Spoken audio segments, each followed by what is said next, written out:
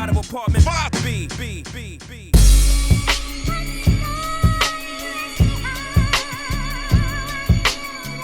You're now tuned into the Apartment 5B podcast, where we chop it up about hip-hop, R&B, sports, love and life.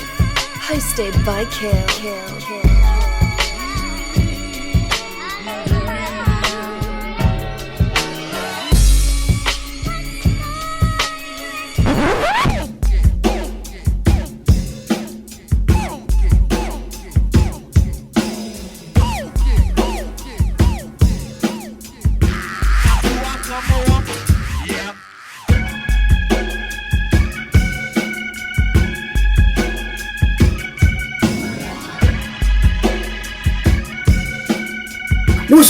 What's good? You're tuning Apartment 5B, hosted by your man Kill. I got my squad with me. In effect, as always. I got my brother from Brooklyn, Vague, in the building. What's going on, fam? It's good, man. Bed-Stuy Vintage out right now. Bandcamp, VegasWorldInc.bandcamp.com, as well as all streaming platforms. All beats produced by Kill, straight boom bap, 30 years of rapping, what it is. Yes, sir. Yo, I was about to say something, but you can't even say that no more. I was about to say I feel like somebody who had two big MCs under their belt at the same time. You know what I mean? But we not speaking on them no more because we got my man out of Brooklyn, who whatever was for Brooklyn. You know what I mean? And we also got my brother Rel from Philly. Got the album. It Ain't You, It's Me. Rel, talk about the album, bro. Yeah, It's Not You, It's Me. It's out now, all streaming platforms. It's on my Bandcamp, Jarrell215.bandcamp.com. Yeah, man, it's getting a lot of love. Listen, I think it's one of the best joints out right now. So you know, give it a listen, man. 11 joints, totally produced by Kill. Got my man Vegas on there, and you know, it's something on there for everybody, yo. Something on there for everybody. So just give it a listen, man. No doubt. We got my man B out of Brooklyn, man. He just told me it's been 3 years since he been up here, man. We gotta get this back. We gotta get this coming back, man. What's good, B? Yo, peace, everybody. Peace. Yeah, B-Mad. Catch me on Twitter, B-Mad730.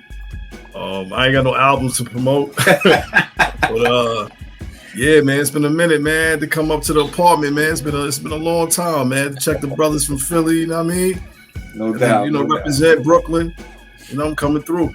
No doubt. We got my man Mix Messiah in the building. Been a minute, good brother. What's popping with you, man? Not a whole lot. Glad to be back. What's up, everybody? Just trying to get back in the mix. That's all I can say. All right, you already know what it is. Let's jump right into it. Y'all know me. So, I'm watching something on YouTube the other night. It was the N.O.R.E Heartbreak video. I don't know if y'all remember that joint. I used to love that N.O.R.E Heartbreak joint. Outside him with that black and yellow Wu-Tang Killer B outfit on, man. Love the video. The boys had the scooters. Heavy D, God bless the dead, was in the video. You know what I mean? It was real dope. Some of the lyrics are a little questionable. You know, it was a young girl heartbreak, and it was kind of teetering on some Candyman stuff. But neither here nor there. When the boy Johnny Gill came in with the, you better beware. You know what I mean? I hit up JR and I was like, yo, did Johnny Gill save New Edition? And he was like, yeah, hell yeah. You know, he took them to the next level. Like, and I was like, yo, that's ill. So it had me thinking about people who help save a group, MC, whatever. It could be somebody getting added to the group. It could be working with a new producer, maybe getting off an old label, going to a new label, but something that helps save the career of an MC. And of course, we hip hop, R&B.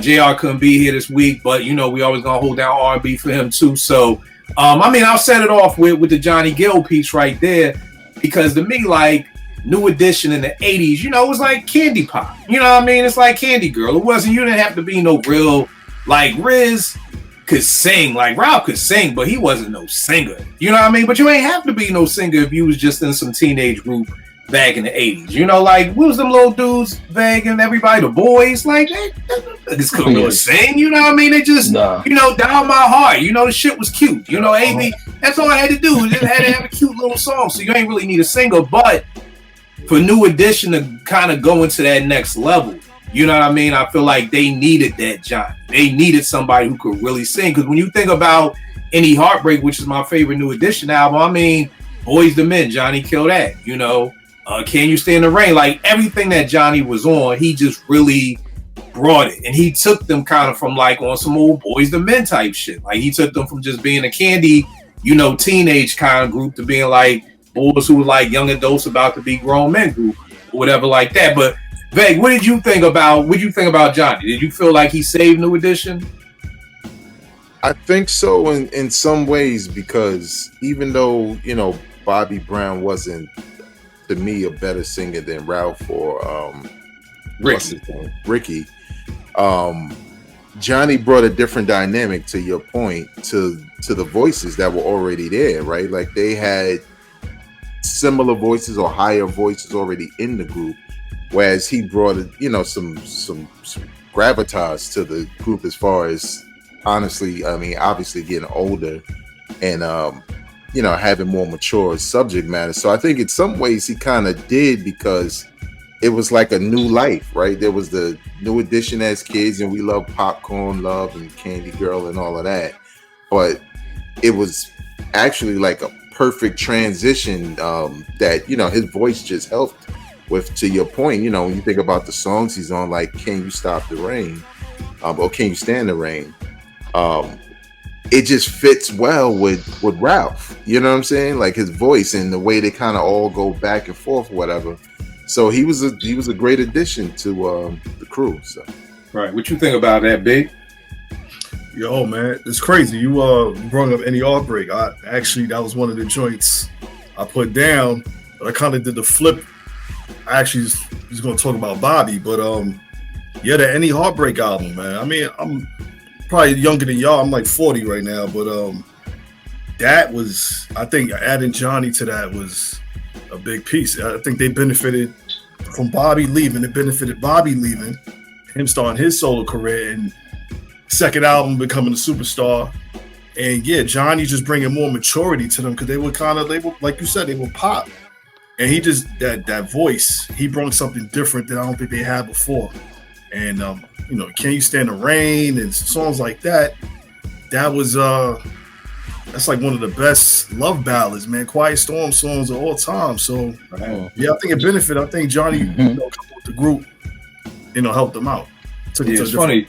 You saw about Can You Stand the Rain? We were just in VA, and it was me, T, Nay, and one of her homeboys, Josh. We was playing miniature golf. It started raining, so we was walking back to the hotel. And I was like, yo, let's sing songs about the rain. So they did the SWB. But when we did Can You Stand the Rain, we walking down like the main strip in Virginia Beach. Man, we singing, and my wife can really sing. So she was like singing. Other people were singing. So it was crazy because, you know, Nay 18, I'm 50.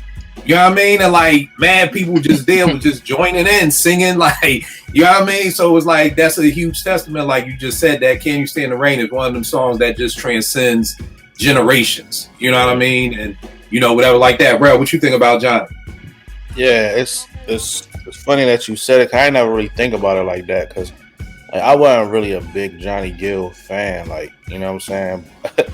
But he kind of did, like, because, you know, as you get older, he like helped transition them into a more mature and adult sound, you know what I'm saying?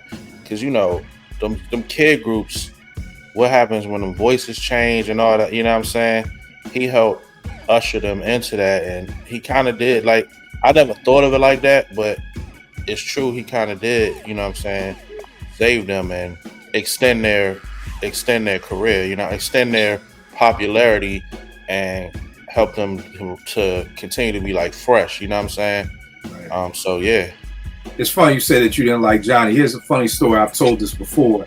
Like in 86, 87, for people watching who are young, before the internet, you only found things out through Right On Magazine, Black Beat Magazine, joints like that. Mm-hmm. So when Bobby left, like really in my heart and soul, I knew I was going to be the next member of New Edition. Like, I'm not even bullshitting with y'all. Like, I literally had conversations with myself on how to explain this to my mother. Like, yo, I'm going to need to get a tutor. I'm going to be on the road with the boys. So we going to have to, like, I've literally thought about this. And, Rel, you'll understand because you're from Philly. Anybody from uptown Philly back in the 80s understand this. I'm at Walden Books in Cheltenham Mall. And I'm reading Right On. And it says the new person in New Edition is Johnny Gill. I had never heard of Johnny Gill because at this time it was only what he did with Stacey Lattisaw, like all that stuff. Perfect combination. And the picture they had of Johnny was him with this Jerry curl. And I'm like, yo, they let this nigga in the fucking group? Like, this is the nigga who get to be in the group over me? Like, yo, man, I was really pissed off that I really thought I was going to be in New Edition mix. What about you? Did you think Johnny helped save the group, bro? I actually think they saved each other. I think he brought like a grown man swag to the group, and then they gave him street credibility and loosened him up to to some dance steps, and brought his market to them and vice versa. I think it was like a perfect marriage. It extended both of their careers, and it definitely did a lot for Johnny, because New Edition to me had a way greater fan base. They just knew Johnny from the Stacey Lattisaw stuff and the one album. But other than that, I think they helped each other. Now that's a great point, fam, because again, I had never heard of the boy Johnny yet. You know what I mean? And if you hadn't heard Perfect Combination, and Any Heartbreak had popped before the what's that joint they got? Where Do We Go From Here?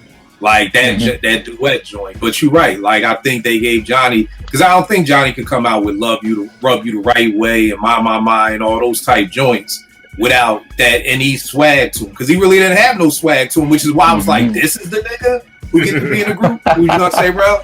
Right. That's kind of why I wasn't feeling boy like that. I was like, yo, he kind of corny, bro. Like. And then, like, I'm a young boy. His voice, he sound like somebody like my aunt and them would go listen to down Valley Forge somewhere. Like, like I said, Valley Forge. Yo, for niggas who ain't from Philly, Valley Forge is like the old head spot. Like that's where the OJs would be performing and the Whispers. Yeah, I know about it. Yeah, so like I wasn't mature. I wasn't feeling that at that age. Like I wasn't trying to hear that. And then when Rub You the Right Way came, I was like, can you feel? I was like, what the fuck? No, but cool, Johnny cool. But Mix, that's a great point that they kind of gave each other. Because after that, Johnny really, that joint off of Boomerang, that There We Go, that joint. That was crazy. He had I want to say he had a joint on the New Jack City soundtrack that was crazy too. Like, yeah, so that's a great point, Mix. On the production, on the hip hop side of things, I got Preemo and just basically better production on KRS One's Return of the Boom Bap. You know what I mean? I posted that probably either this week or last week. And I basically was done with KRS after Sex and Violence and Edutainment. Of course, Love's gonna get you. They had songs here and there, but as far as a whole body of work, I was like, I'm kind of done with that. And here's another thing I want to touch on too that we're gonna touch on later is just, for people who are younger watching, us old heads didn't have the vantage point to be able to see people's careers really last. And what I mean by that is when you think of hip hop in 84, 85, Run DMC, Houdini, Fat Boys, Curtis Blow. You fast forward 3 years to 88, Houdini's done, Fat Boys is done, Curtis Blow is done. Like, we saw a lot of rappers like KRS One. Do you think about when you out here? Like, people rap, as rappers, you kind of had an expiration date. Like, everybody didn't last. Run DMC got to a point where they was just grabbing on anything. Y'all remember that joint Pause they had with the New Jacks? Like, them niggas was trying any and everything under the sun to stay relevant. Experiment. Right, you know what I mean? So when I heard Out of Here, I was like, damn, like this is the KRS that I miss. And then I hear Boom Bap and Sound of the Police and Black Cop and, Can't Wake Up and The P Is Still Free. Like, so it's not just Preemo, but, just better production all around. Showbiz was on that album. But then I also think Preemo kind of saved Rakim's career because when, it was kind of quiet after, Don't Sweat the Technique. And then I'll never forget, bro, I was on Broad Street, going through Logan, going down South Street, and DJ ran through on It's Been a Long Time. And it was just like, yo, this shit crazy. Like, Rakim back, you know what I mean? So Premier was saving some groups in his day and time too. Mix, who you got up first on your list, bro, for somebody who got saved in the hip hop game? So I'm gonna say, even though it's a hip hop R&B combo, I'm gonna say the same person. Preebo saved Aguilera. Christina Aguilera really wasn't all that interesting to us at one point. She was just a chick with a really nice voice, but the material, didn't really fit the strength of her voice. But I thought Preemo brought a whole different element to her, where she was still able to, showcase her voice with a whole different audience. I thought that was like different, and nobody was really going there. Yeah, this joint right here. It's funny because a lot of people never heard this joint. You know what I mean? But this joint right here, back to basics, and like, to Mix's point, I never really fucked with Christina Aguilera. She had like one ballad that I liked. I forgot the name of it. But I think it was that Impossible. No, it wasn't Impossible. That song here. I forgot what the name of the joint was. They're Beautiful, whatever that shit was. It was a video. It was a song that everybody knew. It was just everywhere. It was like some women empowerment song. But this joint, like Preemo, I think Preemo did like, if there's like 14 joints on there, I think he did like 8 or 9. You know what I mean? At least. And this is like 2002, 2003. So yeah, great point on this mix because I don't think a lot of hip hop people were fucking with Christina Aguilera at that point. I remember reading in the Scratch magazine when her husband at the time, who was her manager, reached out and Preem was like, "Yo, why you want to fuck with me?" And she was like, "Yo, I love the group Home Out." And just her saying that was enough for him to be like, "All right, like I'll take the meat. Like you fuck with the group Home Album, like out of everything, like I've done. That's the joint you fuck with." That's how they kind of linked up. So for people who haven't checked it out, Back to Basic, Christina Aguilera. It's a double CD. Cream is only on the first disc, but definitely got some heat on this joint right there. Rel, what you got up next, bro, for your first joint? I got Kanye Saving Common. After, Common, early career we was fucking with him. After Electric Circle, like it was dry for Common, yo. You know what I mean? When there was a lot of people disappointed and not really checking for boy like that. You know what I'm saying? And B like saved him, like put him right back out there, and even the joint after that, was it Finding Forever was after that? I think so. Yeah, I think so. Even that was good, you know what I'm saying? So I just feel like, Kanye really saved that boy career, especially in the eyes of the heads, because we was kind of through a boy after Electric Circle. So, bro, after that video with that nigga talking to the deaf chick, I was like, yo, I'm good. Like, I'm like, yo, this nigga pulled up in like a 1974 Dodge Dart with some shit. Erica knitted for this nigga with the cars. I was like, yo, and man, niggas was like, oh, she deaf. That's so nice. I was like, that shit is whack as hell, man. Hey, yo, you know what that joint remind me of? You remember the Lionel Richie video? Hello. And on the phone, it's almost like the boy was stalking old girl. Like, yo, this shorty can't see you, and you in her face every day. Like, nigga, on the low, you stalking her. He was awesome. He's stalking a deaf chick, yo. Yeah.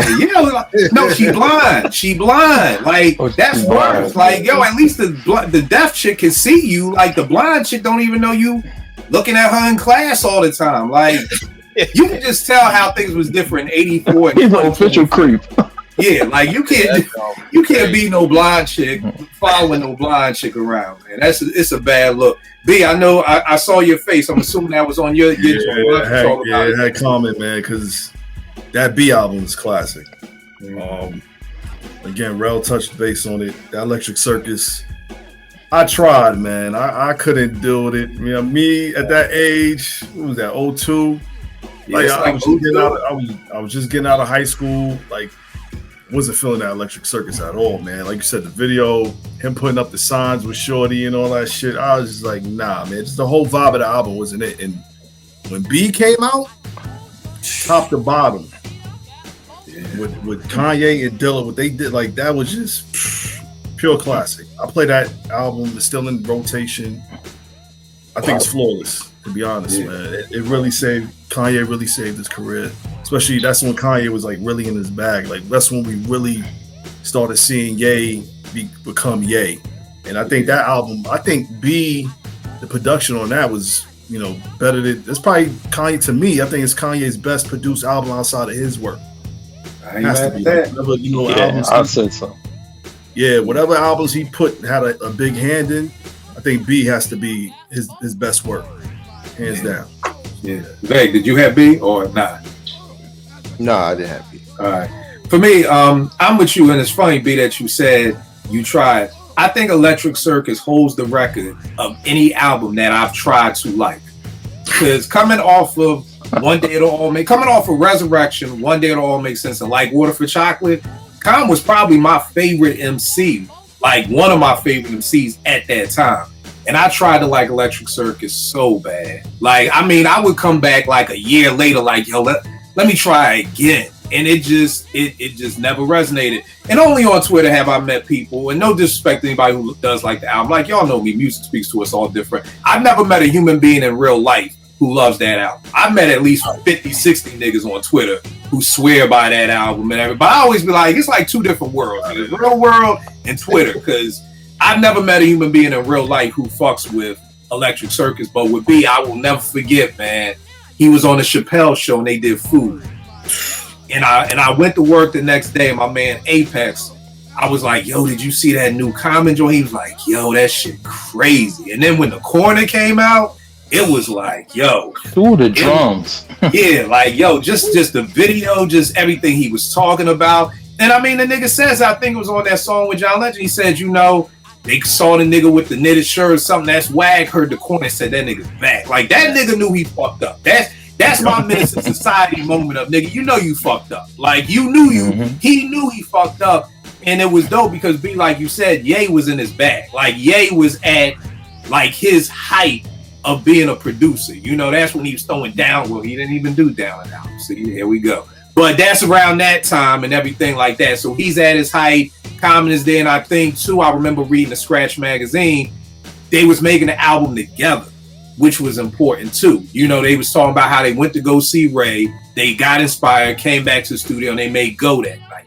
You know what I mean? So it's just a testament of two people being in the studio, being inspired to make music, and wanting to make music. You know what I mean? Being at that point where you watch a movie, you like, yo, let's hit the studio. And Ye got to a point where it was like, yo, I want to go to a fashion show. Like, a studio just became third, fourth, fifth nature to these niggas. Like, it's like, if I'm going to the studio, man, we got to go to the studio, like.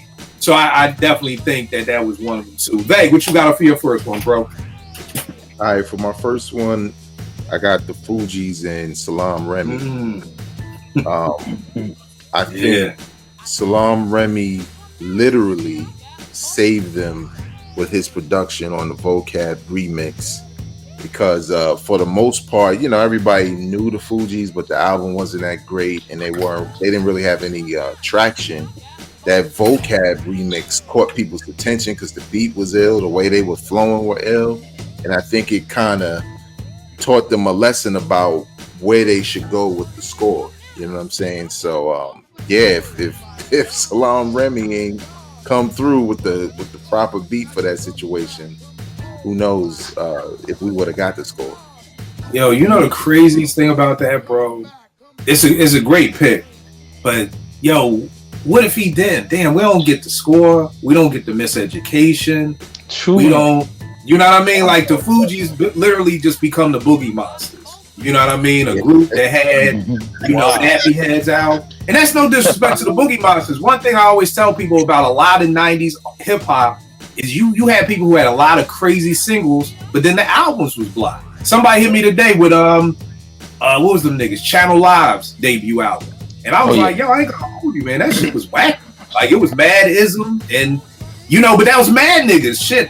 Trends of Culture, Off and On. Huge single. Album blah. Blase. Danger. Huge single. Album is blah. Like, that was just the 90s. You would have these huge singles, and then the album would just be blah. And Beg, you 100% right. Without that vocab, yo, that's it, man. That's it. And we don't ever get Lauryn Hill like that, man. Nope. That's crazy, man.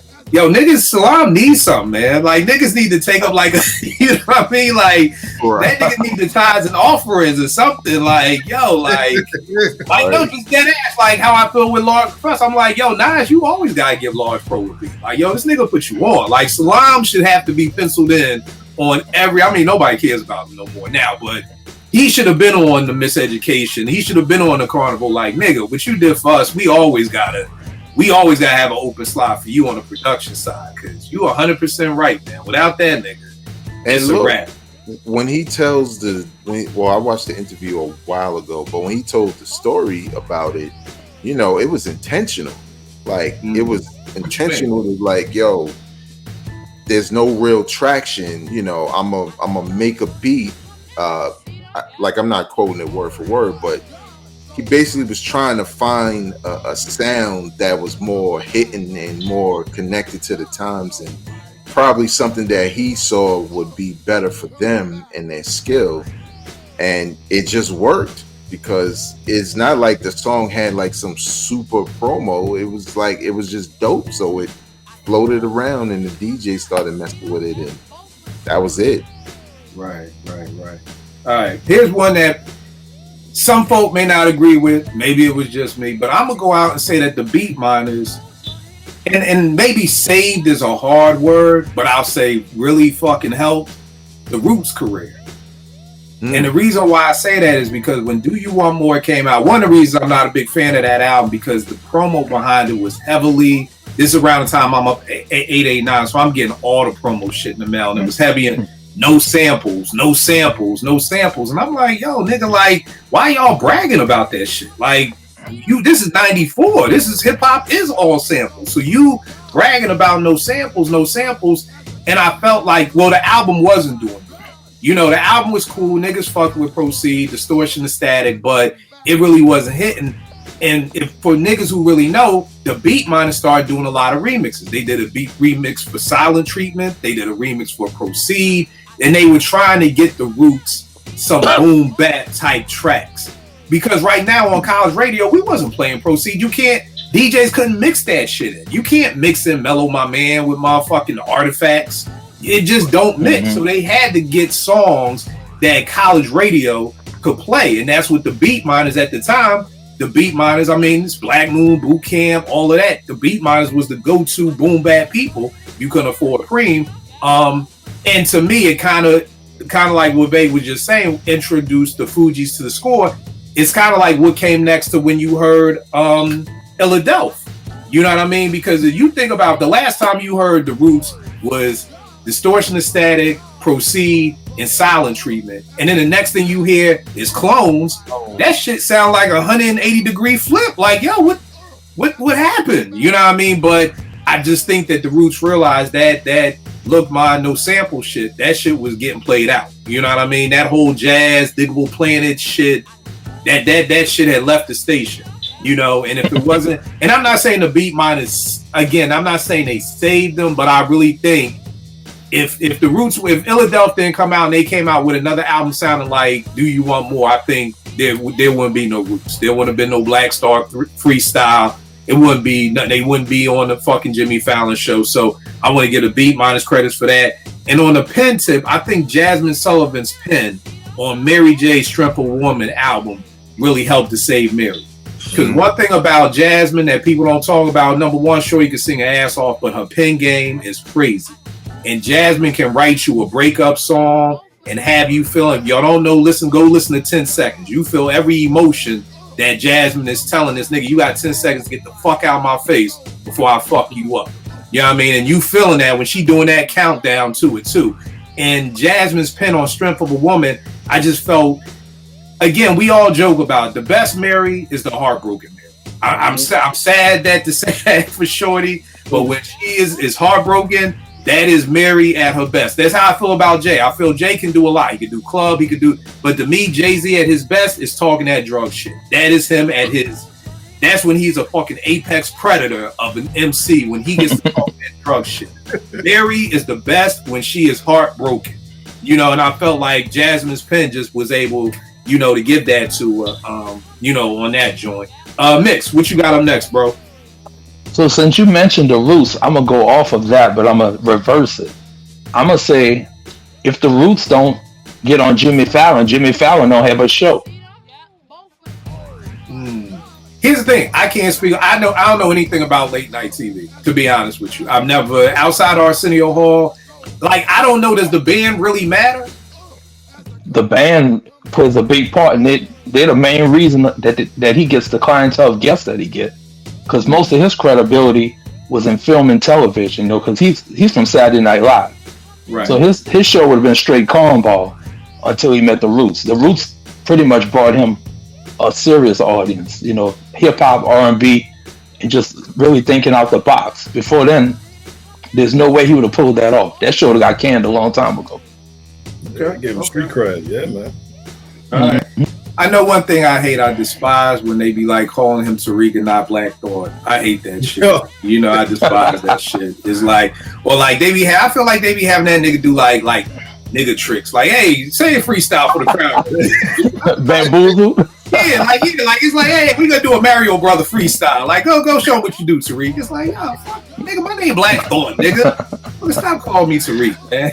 You know, but yeah, I never thought about it like that. Like I said, I never really paid attention to it. But a dope documentary that's out there, I forgot where I saw it, but it's on the Arsenio Hall show. Really, really dope documentary. I want to say it may have just been one of them, maybe on YouTube. Huh? Talking about Vice? Vice, yep. That was the joint. Yeah. I got it up. That sounds serious. Yeah, it was really dope because I didn't know, like I just said, I didn't know anything about the late night crowd, you know, and it was just like, you know, the Johnny Carson and the Joan Rivers, and it just gave you a lot of the behind the scenes of like what went on with the Arsenio Hall show and everything like that. I thought he got canned when they was like, nah, Arsenio wanted to leave.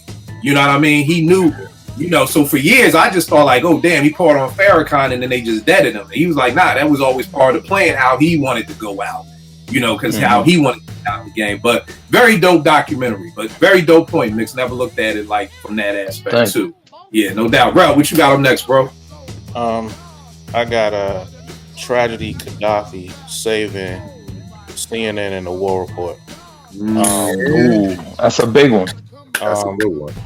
You know, I feel like he kind of gave them direction, gave them their sound, and then Capone got locked up halfway through the album, and you know, he took on a bigger role in helping them finish that album. Like, the War Report is not the War Report without tragedy.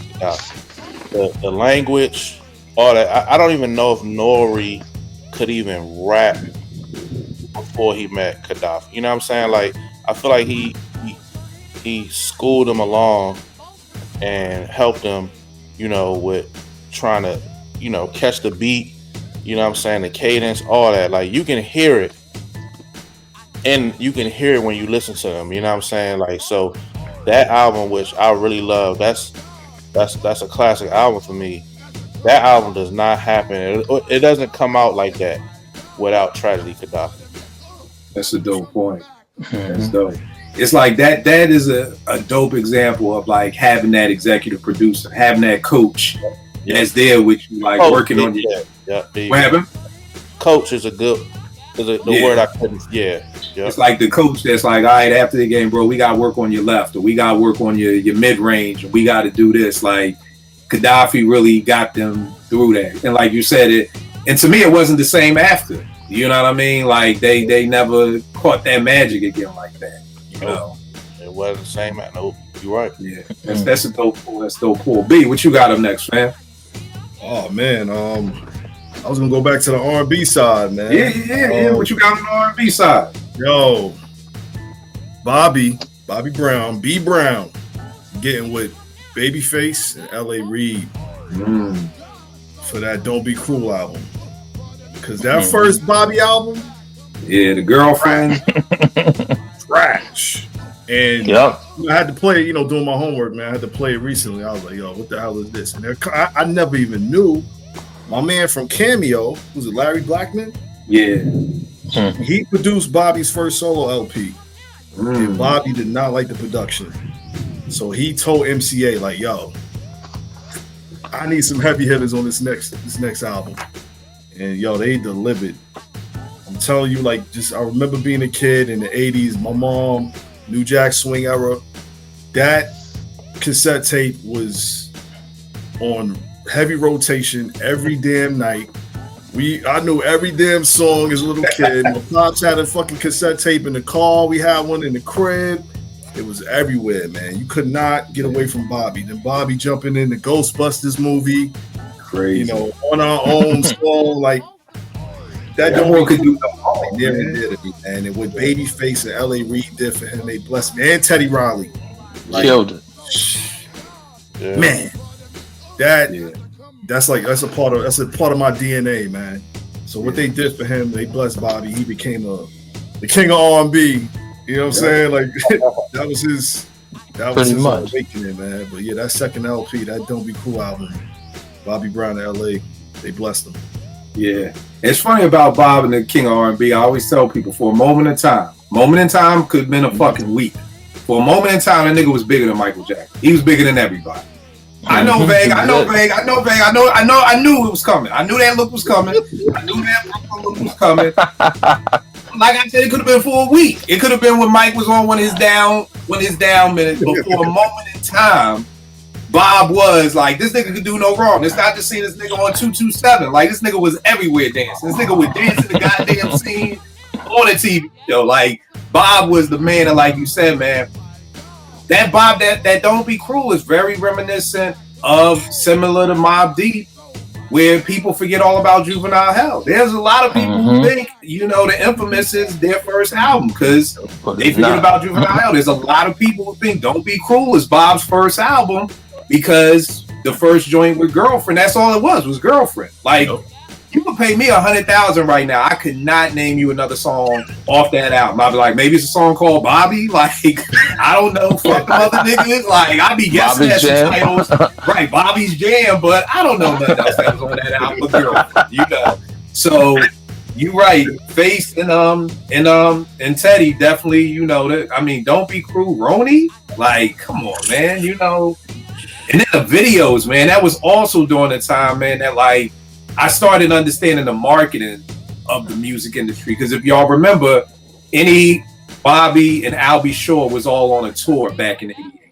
Yeah. And he had I'm Not That Kind of Girl or whatever that shit was, where they were in concert. Bobby had My Prerogative where they were in concert. And Albie Shore had Rescue Me when he was in concert. And I was like, oh, that's ill. They doing all videos with them in concert to make niggas get hyped and want to go see them in concert and everything like that. So it was also not only the songs, but the videos, man. The video for what's that shit? Rock With You. Oh man, the remix video for that. Yo, so there was some heavy hitters on that album, man. Vay, what you got up next, bro? All right, my next one is similar scenario to somewhat similar scenario to the Fugees. It's LL and Marley Marl. I think again, Jingling Baby remix. On an album where people was kind of like, yeah, I think the run is up, L, and especially at a time where most artists had, they were hot at a specific time and then they would just fade slowly, rap artists or whatever, or hip hop artists. But that Jingling Baby remix was infectious, and it was just like the lane they needed to say, okay, this, every record on Mama Said Knock You Out wasn't that, but it was kind of the energy they needed to go into that next album, which we all know was a classic. And, to your point from earlier, if LL doesn't get that kind of look, that light at the end of the tunnel, who knows what we get from his next album or the next couple of years, so it was the beginning of, to me, kind of like the beginning of his longevity, because it was like a second life in hip hop and stuff.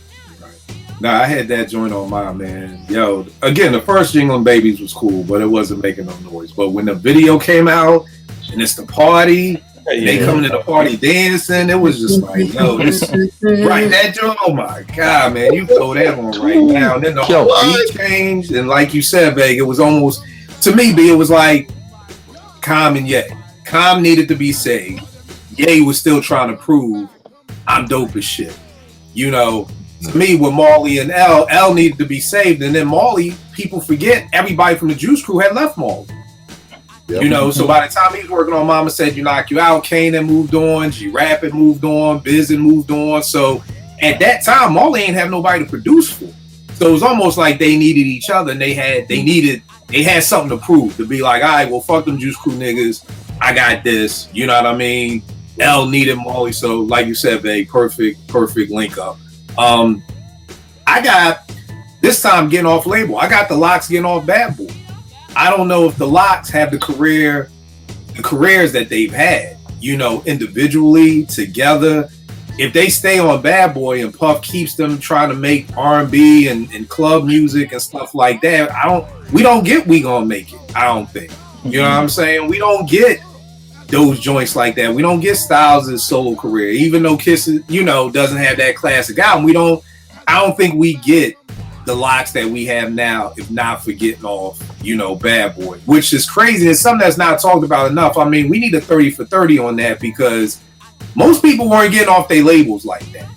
You know what I mean? Like back in the day, like nigga, everybody wanted to get off their label at some time of point, and nobody did it but the locks. And I'm sure there was a lot of street shit behind the scenes that definitely played a huge part in them getting off a label like that, you know. And one day I would love to have that 30 for 30 where you get to hear all the stories. I don't want to hear the lawyer stories. I want to hear the hood stories about what phone calls was made, whose crib got shot up, what had to happen to make that happen. Because again, I don't think we have the locks that we have now. What's up, Vic? I was just gonna add to what you were saying, because what I wonder, right? Like, part of me wants to say, yeah, Puff might have took another shot at the whole shiny suit thing, or just trying to make radio records with the locks, or maybe not. But I'm wondering if the lock situation helped Black Rob and like G-Dep have more boom bap kind of albums on Bad Boy, because, you know, who knows, if it would have worked with the locks, then maybe Black Rob album would have been totally different. Right. But it's like Puff went back to formula with those cats and Shine and all of them, because it didn't work with the locks, trying to take, you know, these spitters and make them like Mace, basically. Yo, bro, I never understand why execs was doing that. Like, it was something about the 2000s, and we talk about it all the time with Cassidy, with Fab, you know, with Kiss. When you have these spitters, like, yo, again, Rel, I was telling everybody about Cassidy. For niggas don't know, Cassidy, my young boy, live across the street from me. You open my mom's door, you can see where his mom's lives, across the street. I'm telling everybody, yo, wait till you hear my nigga Cassidy. This nigga gonna burn down the fucking street. Nigga dropped Hotel. Niggas was clowning me for years, man. Like, this nigga with fucking Batman and Robin in the video. This is your man. I'm like, yo, that's the first single. Let that nigga live. Then it was like, Gets No Better with Mashonda. Like, this your nigga? Like, and then the flip for me was Fab. When I first heard Fab with the da-da-da-da-da with I'm like, man, niggas from Brooklyn, like, yo, sport Fab sport, blah, blah, blah, blah, blah. Right, and then but I'm like, I don't understand why we was signing these spitters, these niggas who can rhyme their ass off, and then want them to do that, and then we would get glimpses. When I heard Breathe, I was like, oh, okay, this is what niggas is talking about. And then when niggas heard I'm a Hustler, niggas like, oh, okay, Kill, this is what you. But I don't know, babe. What you gonna say? I was gonna say it's probably because of Biggie, because when you think of Biggie, he wasn't marketable as far as appearance at a time where that was the thing.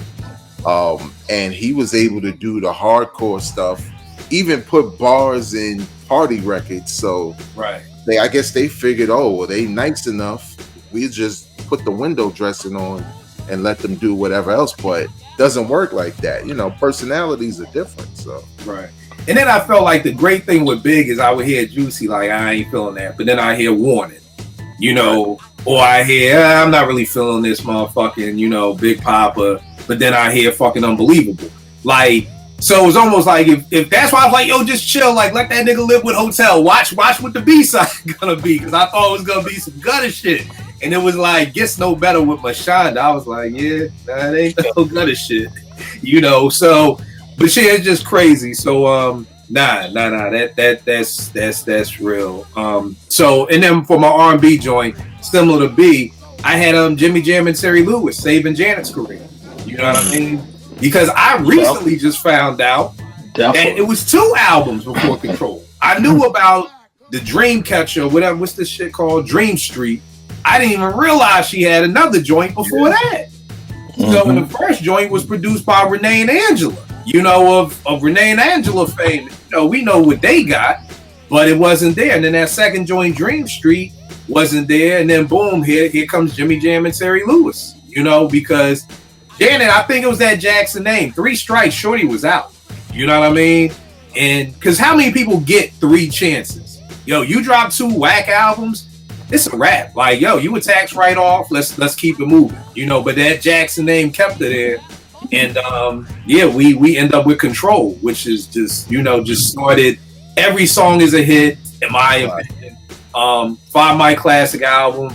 And it just started Rhythm Nation, Velvet Road. It just kept it going from there, you know, with that combination. But it's funny how a lot of these people were talking about Vague with the Fugees. Like, these people didn't get that one song and get with that one producer.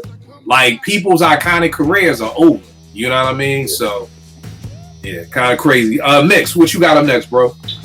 Okay, so the one I'm gonna say is catch a lot of opposition in hell. I'm more than sure, but Biggie definitely owes King T a lot. He's basically the Brooklyn version of King T with the Brooklyn vernacular. I've heard Big say that King T was like his biggest influence too.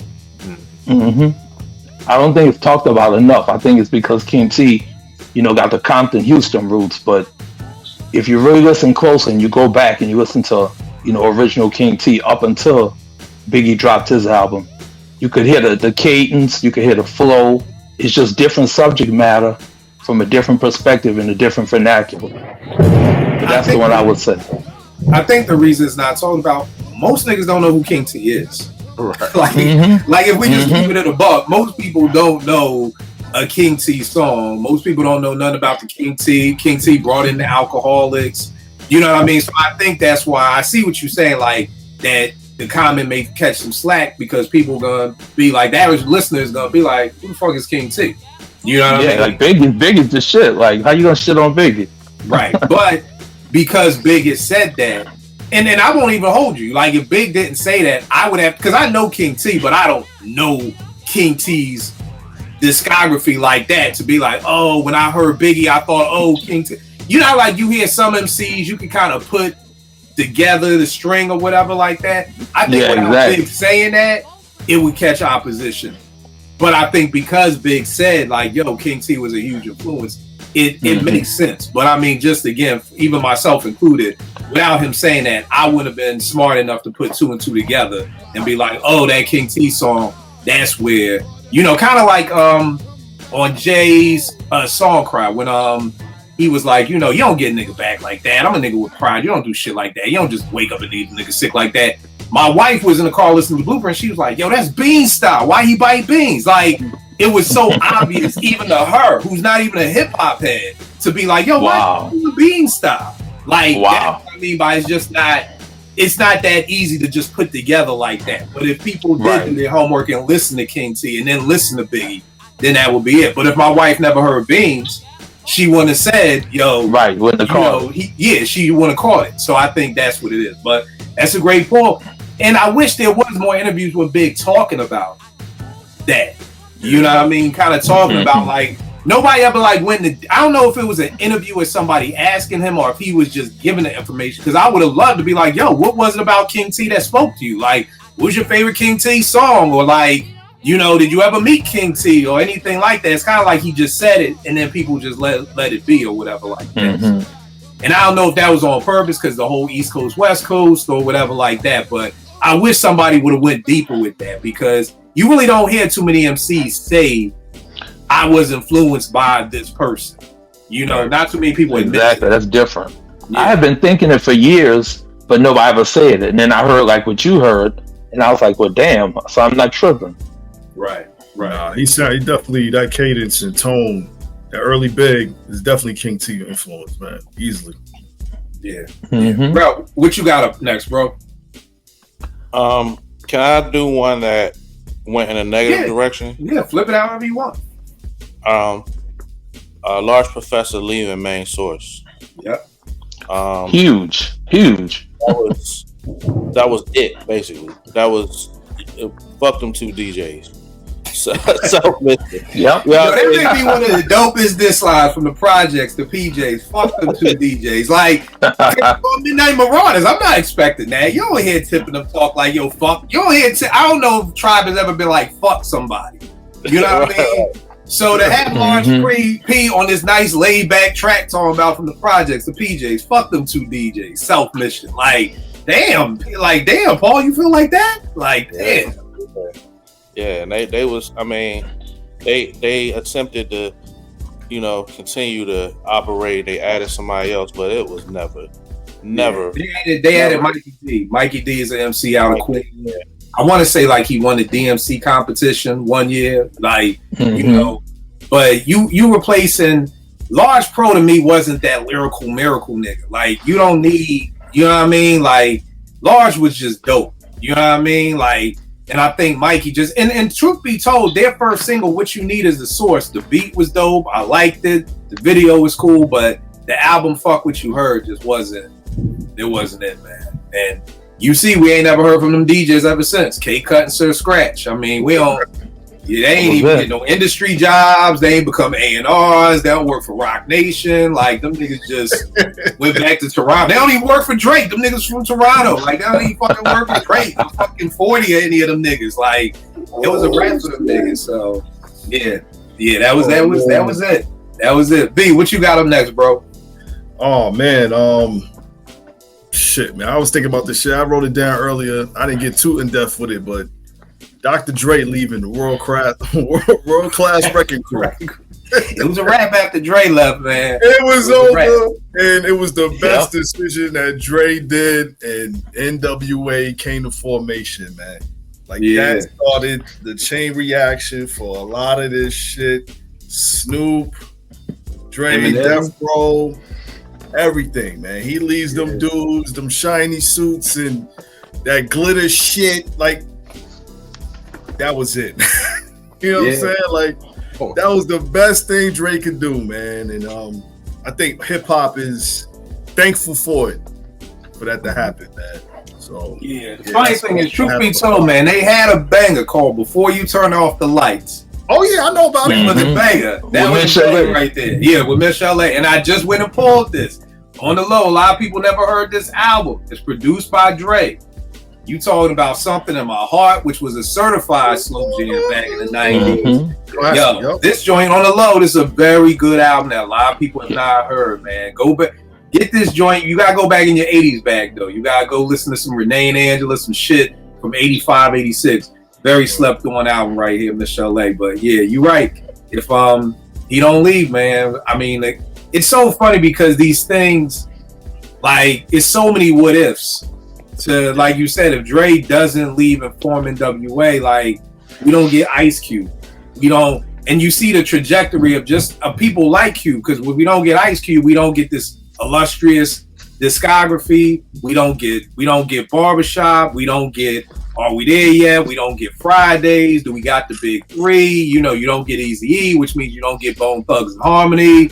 You don't get Snoop. You don't get Eminem. It's like it's the domino effect. Yeah, it's the domino effect of if one of these things don't happen, just so many other things don't come together too, which is crazy.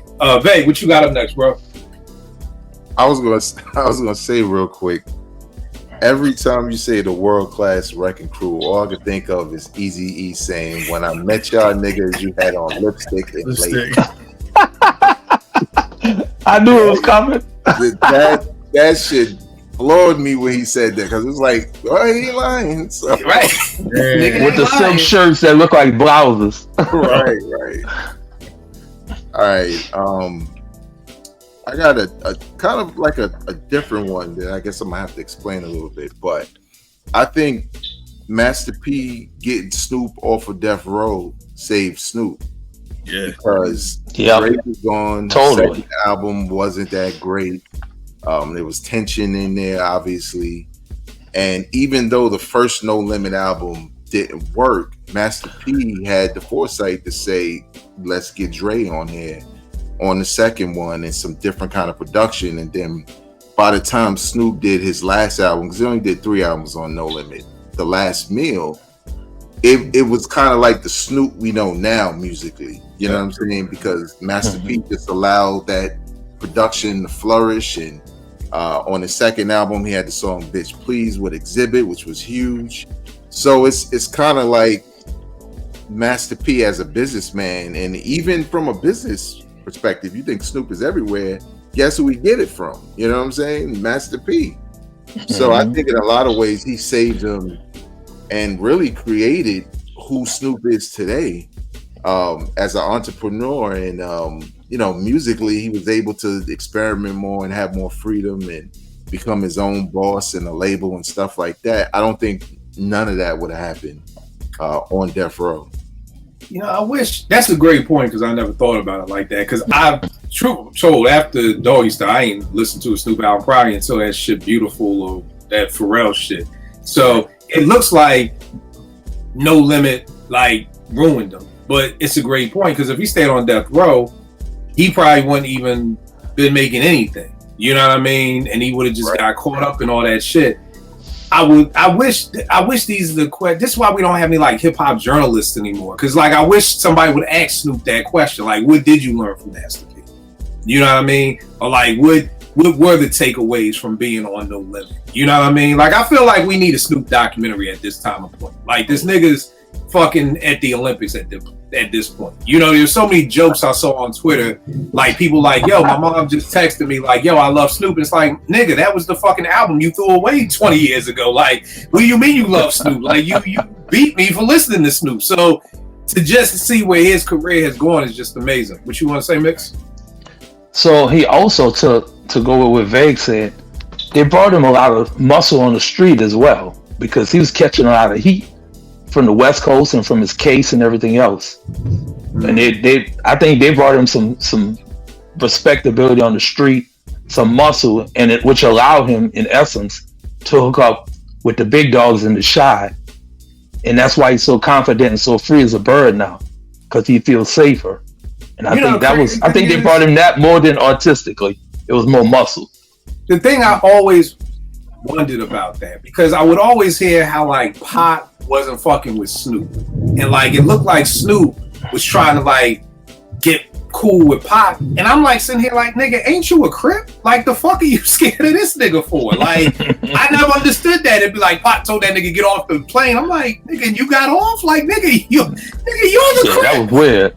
That was weird. This is the actor. Like, fuck is you scared of this nigga for? You know what I mean? So it's funny you said that about muscle, because I'm just like, I just can't see Tupac punking Nipsey. Like, I just can't see that shit happen. I think, and I could be wrong. I think Snoop probably saw like so many other people get their ass beat by going to, like, Sam Snead getting his ass beat for not saying West Coast, not repping the West Coast enough. I mean, he probably saw how close Suge and them were with Pac, and probably felt like if he would have, they would have clashed, they would have probably fucked him up. Like, you know what I'm saying? Like, of course he would probably go and get his peoples or whatever, but at that present moment, like, Death Row was like from what I heard, a crazy place where like motherfuckers getting beat up in the studio and all that type of shit. So he probably was like, that's what probably put the bit of fear in him. You know what I'm saying? I don't know if he was straight up scared of Tupac fighting him one-on-one.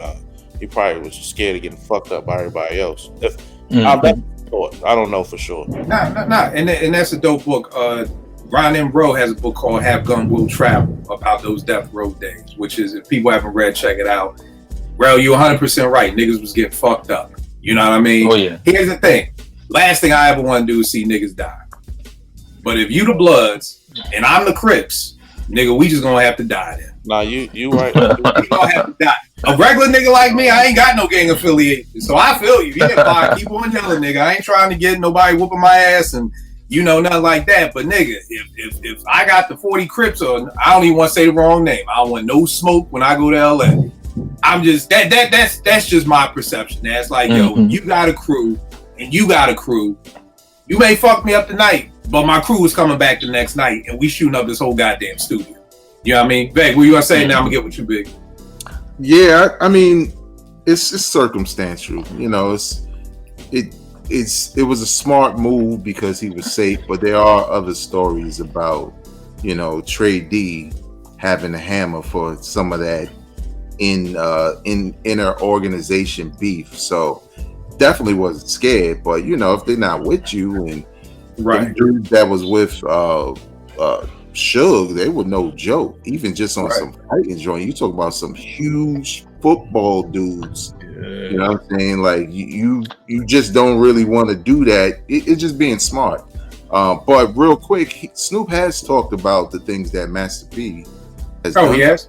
And the business part is a major part, because honestly, music is all we care about, right? So him being saved from some beef and stuff like that doesn't really matter. Well, it matters if your ass ain't around to make it. But at the end of the day, being successful at it, continued success, came from Master P showing him how to be a businessman, which he never got at that. Even with Dre, he just never got that kind of leadership, that mentorship. And Master P played a big role in that. And again, even though that first album was just Manny Fresh and Snoop and nobody wanted that, he had 3 albums on the label, and they quickly turned it right around, where his last 2 albums, especially his last album on that label, was way better than the Dogfather, like way better. Yeah. So I think in a lot of ways, it's just a ton of things about it that helped Snoop see the light at the end of the tunnel, and he's the guy we get today. That's dope. B, what were you gonna say? Yeah, man. I think Dre leaving and Dre seeing all the negativity and all the BS. I think Snoop probably woke up like, "Yo, Dre was right. I gotta get the hell out of here." Because I know firsthand stories. My uncle used to be an underground rapper. His name was Problems. He used to, he'd be in a group of Missing Links. He was with the Beat Nuts and all that. And it's on DJ Honda's album. DJ Honda, he was on there. Yeah, DJ Honda. That's my uncle, man. Problems, yup. And he lived in Cali for a little bit. His pops is from Cali. He lived out there. He went to school with Malik. Malik? Yeah. He was under Death Row. He was on Snoop's first album, and they were neighbors. And I remember my uncle was in the industry. Malik brought him out there. He brought him to Death Row. My uncle telling me, like, "Yo, you could not step on that Death Row rug. As soon as you walk in that building, if you stepped on that rug, there was some Bloods in there, them Pyru dudes, some big linebacker football guys ready to set it off. And dudes are getting beat up every day. My uncle seen dudes get beat up. Chilling in the studio with Corrupt and Daz and Blood dudes just holding it down. They were basically the security, man. And just being around all that, Snoop was probably like, "Nah, I can't do this. I got to get up out of here." Dre saying, "I can't stick around for no Illuminati on the been there, done that." Snoop probably came to that vision like, "Yo, I got to go." And I've always wondered with Death Row, how did that work? Because you had Crips, because if I'm not mistaken, Daz and Corrupt are Crips, right? Yeah. And how are they doing this with the Bloods? Because I want people watching at home that this is, I'm not saying real great story. My girlfriend used to live in Nicetown, right? So I'm down Nicetown off of Winger Hockin. So you already know what that shit was like. One night niggas like, "Your nigga think he throwing his little fucking car or whatever. I'm like, "Good, y'all got it tonight." Next night I came back with 9 of my niggas. You know what I mean? And we just stood on the corner and we just was blasting music. Never had a problem again. So I'm in no way saying Pop was supposed to just set that shit off. But nigga, go home and get somebody. Like, I know it like that, and I've just always wondered, how did that work there? Half of y'all are Crips, half of y'all are Bloods. How does that work? You know what I mean? And I mean, we'll never know. You know what I mean? But like, it's just, what you gonna say, babe? Well, I mean, you see to this day, like they'll say it. Cali dudes will say it. Like, everybody ain't beefing. You know what I'm saying? You could be next to a Crip neighborhood and not really beef with them, but maybe you got a beef with another neighborhood. Right. I think the straight up Bloods and Crip beef is like older. Yeah, and not more so from a street perspective, but for Death Row. Like, if Daz walked in and accidentally stepped on the Death Row carpet, or the linebacker, Blood niggas gonna fuck up Daz, who's the producer. Or maybe Daz just knows, don't nobody step. They just follow the rules or whatever. You know what I mean? You just follow the rules, like, or whatever. I just don't know how you I can't make no beat with some nigga getting pistol whipped and raped in the fucking next room. Like, if something's gonna fuck me up, like with chopping up the sample, with y'all making some nigga drink piss over here. Like I need some peace to make music. It ultimately fucked up the label. I mean, you can't operate like that.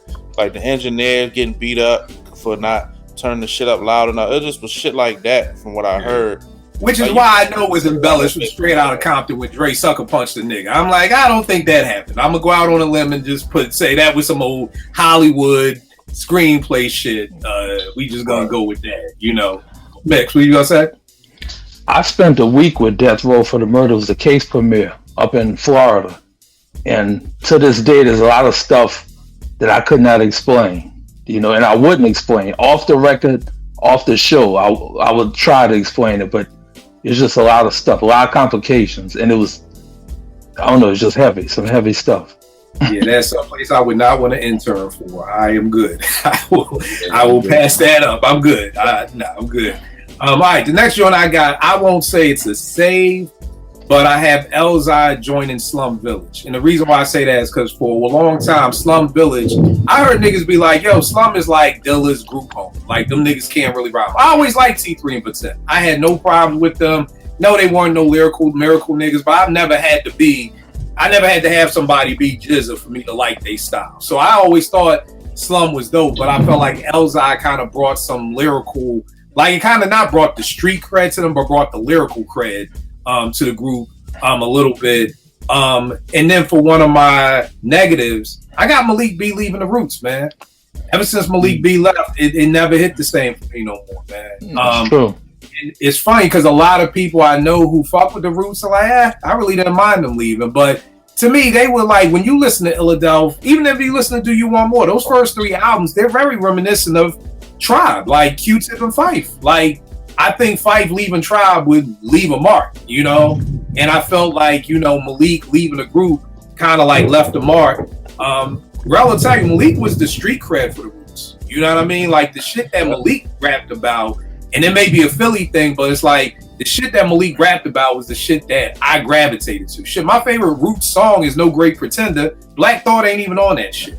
So my favorite Roots song, Black Thought, ain't even on, you know, because of what Malik is talking about. So I felt like after he left the group, it just wasn't the same. And then on the R&B side, I got it's kind of like three people leaving their main producer. Alicia Keys leaving Crucial Keys. I felt like when Alicia Keys stopped fucking with Crucial, who was like the main producer of the first album and you know, bits and pieces of the second album, really when she got with Swiss Beats. Janet leaving Jimmy Jam and Lewis when she started fucking Jermaine Dupri, which I'll never understand. And then A. Marie leaving Rich Harrison. So I kind of felt like those three people leaving their core producers, like this shit just never was the same no more after that. Mix, what you got up next? So mine is kind of twofold too, between R&B and hip hop, but it's more like, you know what, Mix? Give me 1 second. I'm sorry. While I'm on this R&B thing, I want to bring up something that I heard the other day.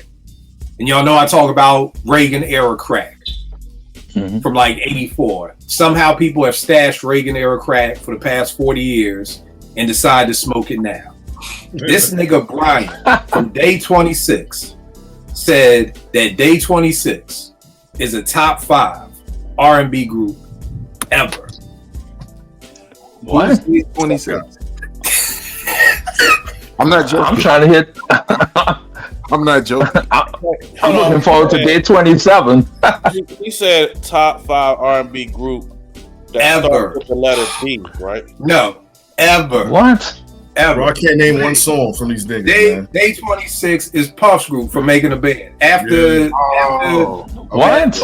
Bunny and Ness and all them niggas, then came the 5 the singable. You had to sing Which is not a bad album. I mean, Brian Michael Cox, who's a dope producer, he's done a lot of Usher. Brian Michael Cox produced, so they got bangers on there. I can't tell you the name of them, but the fact that this nigga said and was on the phone with Willie, so it was two niggas FaceTiming like, yo, niggas are disrespect out here. Not, I'm like, yo, top 5 group ever. I'm like, yo, just off the top, I'm like Temptations, the Four Tops, the Isley Brothers, nigga. I'm still in the 60s, nigga. Like, what are you even talking about? We ain't even get to the 80s and the 90s. Nigga, niggas was like, yo, they ain't not even a top 5 group on Bad Boy. Like, nigga, I'm taking total. like, nigga, like, what are you talking about? I'm taking Danny and Kane over these dudes. Right, yo, twice. Yo, Danny and Kane got some bangers. Timbaland did like 3 joints on that first album. People don't know, man. Like, there's some bangers. But I just thought that shit was funny as hell that they would say, you know, I feel disrespected that we not a top 5 group. We're not being mentioned. And it's like, nigga, like, I get it. And y'all won't be mentioned. I get it. Talk your shit. But then I forget to, it's the internet. And you know what? We're talking about them. You know what I mean? If he would have been like, yeah, we're top 30, niggas would have been like, maybe. And then we kept it moving. So I get it. I think niggas literally playing like, yo, Vegas, me, you, and Rel should get into an argument on Twitter and we all break up. So then niggas about an hour. You know, I think niggas really be plotting and planning, you know, strategically what we gonna do. So, but it's crazy. I'm sorry, Mix. What you gonna say about the R&B? It's all good. I was gonna say it's kind of twofold. It's part R&B, part hip hop. So I feel like these 2 individuals should be forever in debt to these other 2 people. So I feel like no Aaron Hall, you don't get no R. Kelly. And I also feel like no 9 or 9 double M, no DMX. Yeah, wow. I'm not mad at that. But it's never talked about because they never blew up. I mean, Aaron Hall a little bit, but 9 didn't do anything, and he made 2 solid albums. But I remember if the DMX fan, you know. I remember the 9 joint with him and the G. What was that joint? That was like the first video, right? What you want? Yeah, what you want. Yeah. And then here's the one called. I mean, there is no Candyman without Aaron Hall. I don't say the boy's name on the show. I believe if you say his name 3 times, your daughter comes up missing. And I like Naomi, so I don't say his That's name. funny. But yeah, I mean, of course, I mean, we all kind of saw like Aaron balled, you balled, now you balled. Like R. Kelly, people forget that nigga. I said the name. I only got 2 more times. Candyman had the high top fade, like a little fade box joint when he first came out with the what was this group called?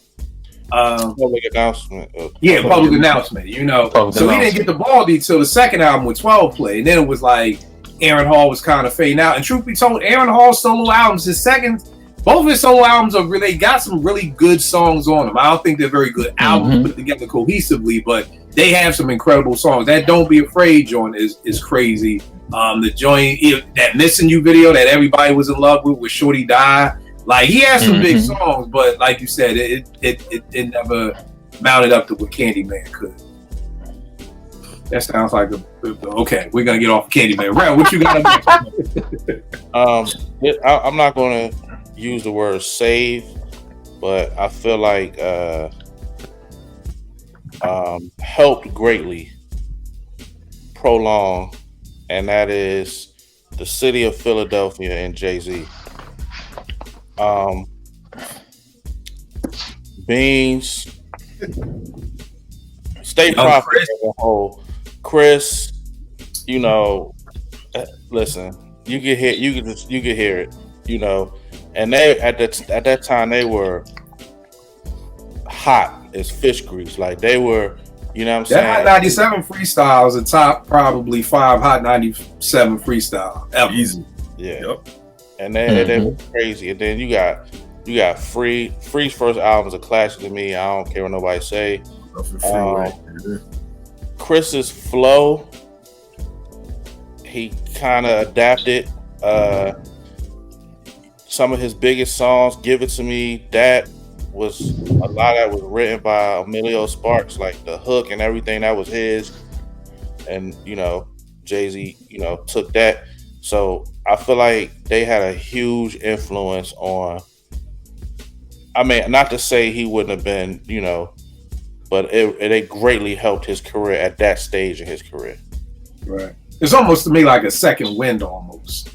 You know what I mean? Like, you know, like you said, Jay was Jay, you know, and Jay was going to be Jay, but it can't be denied. Like when boys be trying to act like young Chris ain't influencing him, I'm like, come on, y'all. Like, this shit ain't even an opinion at this point in time. It's a fucking fact. You know what I mean? Like, Jay may never admit to it, but I'm like, nigga, again, if you got it, if my wife could hear the beans coming out of Jay, nigga, like, you know what I mean? It just is what it is. What you gonna say, Beck? I was gonna say, yeah, I agree. Like the young Chris thing is completely obvious. Like Jay changed his whole flow to Chris's flow, honestly.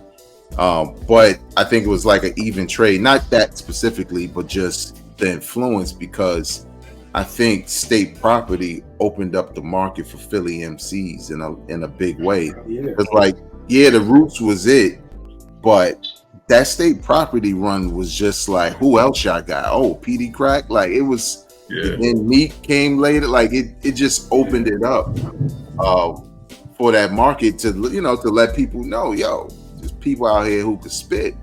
Right. But yeah, Jay, damn, was biting ass. What you gonna say, babe? Yeah. I mean, y'all know Jay's my man. Like that, him signing Beans. I remember hearing the first time hearing that Cosmic Kev mixtape, and hearing Beans 1,000 bars and all of that, and just hearing Beans on Reservoir Dogs '98, him on the tour freestyling every night.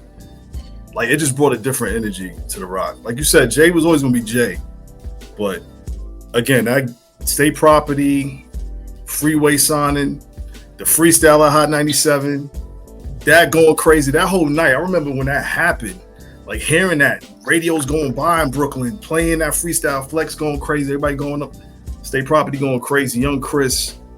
And yeah, you hear it on Blueprint too. You hear that flow. You hear Chris's flow on a few J tracks. Yeah, man, it just caught a second win, man. Like Jay needed that. The Rock needed that. And it just helped. I think it was an even trade. Like they all benefited from that. Yeah. I agree with Jay. I agree with what he said on Drake's Pound Cake. Like, I done made more millionaires than a Lotto did. You know what I mean? Beans made, Beans tell you if he wasn't in his feelings. You know what I mean? Like, which I always thought was an ill shot at Beans for the whole feel it in the air. So when he said Beans will tell you if he wasn't in his feelings. Like, Cam made millions, Kanye made millions, Just made millions, Leon made millions. So it definitely that fair trade-off. And I think the ill part is that time in hip-hop was such a copycat sport. You know what I mean? Because I forgot who came first. I don't know if Swiss came and got Cassidy, or Beans, if they came and got Beans in them first. Because remember, I think it was after that freestyle, that's when they had the Cassidy Freeway back. Cassidy Freeway, yeah. Right, yeah, that night. You know what I mean? So it was kind of like, and then after that, then like you said, Big, that kind of opened up the door. Now everybody, it was like same thing when Dre got Eminem. Then Timbaland got Bubba Sparks, and everybody wanted the white rappers. Like, let's go get a white rapper. Like, let's go get a Philly rapper. And everybody started grabbing up Philly rappers and everything. What you gonna say, Ralph? A lot of stuff spawned from that freestyle that night, because they had beef with Major Figures as well. Right. Following Friday, Major Figures and all them came up there and freestyle, and being caught up there. Like, if you look it up online, it's one of the most famous arguments / freestyle sessions you ever. It's funny to hear, but they was going at it, and it put a lot of attention on Philly. And y'all right, it wasn't even trade off, because we was hot at that point, you know what I'm saying? But I do know the Beans thing, Jay wanted to sign a guy named Bubonic, who was in Philly's Most Wanted. That was the original person that he wanted to sign. They all were freestyling. They took Beans over there as well, and Bubonic didn't show up. The other one, Mr. Man, showed up, and Beans showed up, and Beans just did Beans.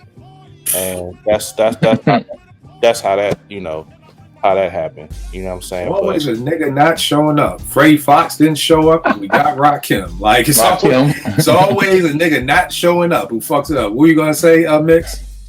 I just had a random question about a Philly MC that I thought was kind of forgotten. Whatever became of Baby Black? Baby Black. I remember, boy, he used to be down with God, what was that? Jazzy Jeff. Yeah. Baby Black. I don't know. He had an album out. My man Dre, who went to Morgan, Street Symphony, did a joint for him. But I don't know, man. Like, I remember he was down with that. What was that label that Jeff was on for that minute? Hold on. What, the BBE or the Hidden Beach? That's what it was. Yeah, BBE.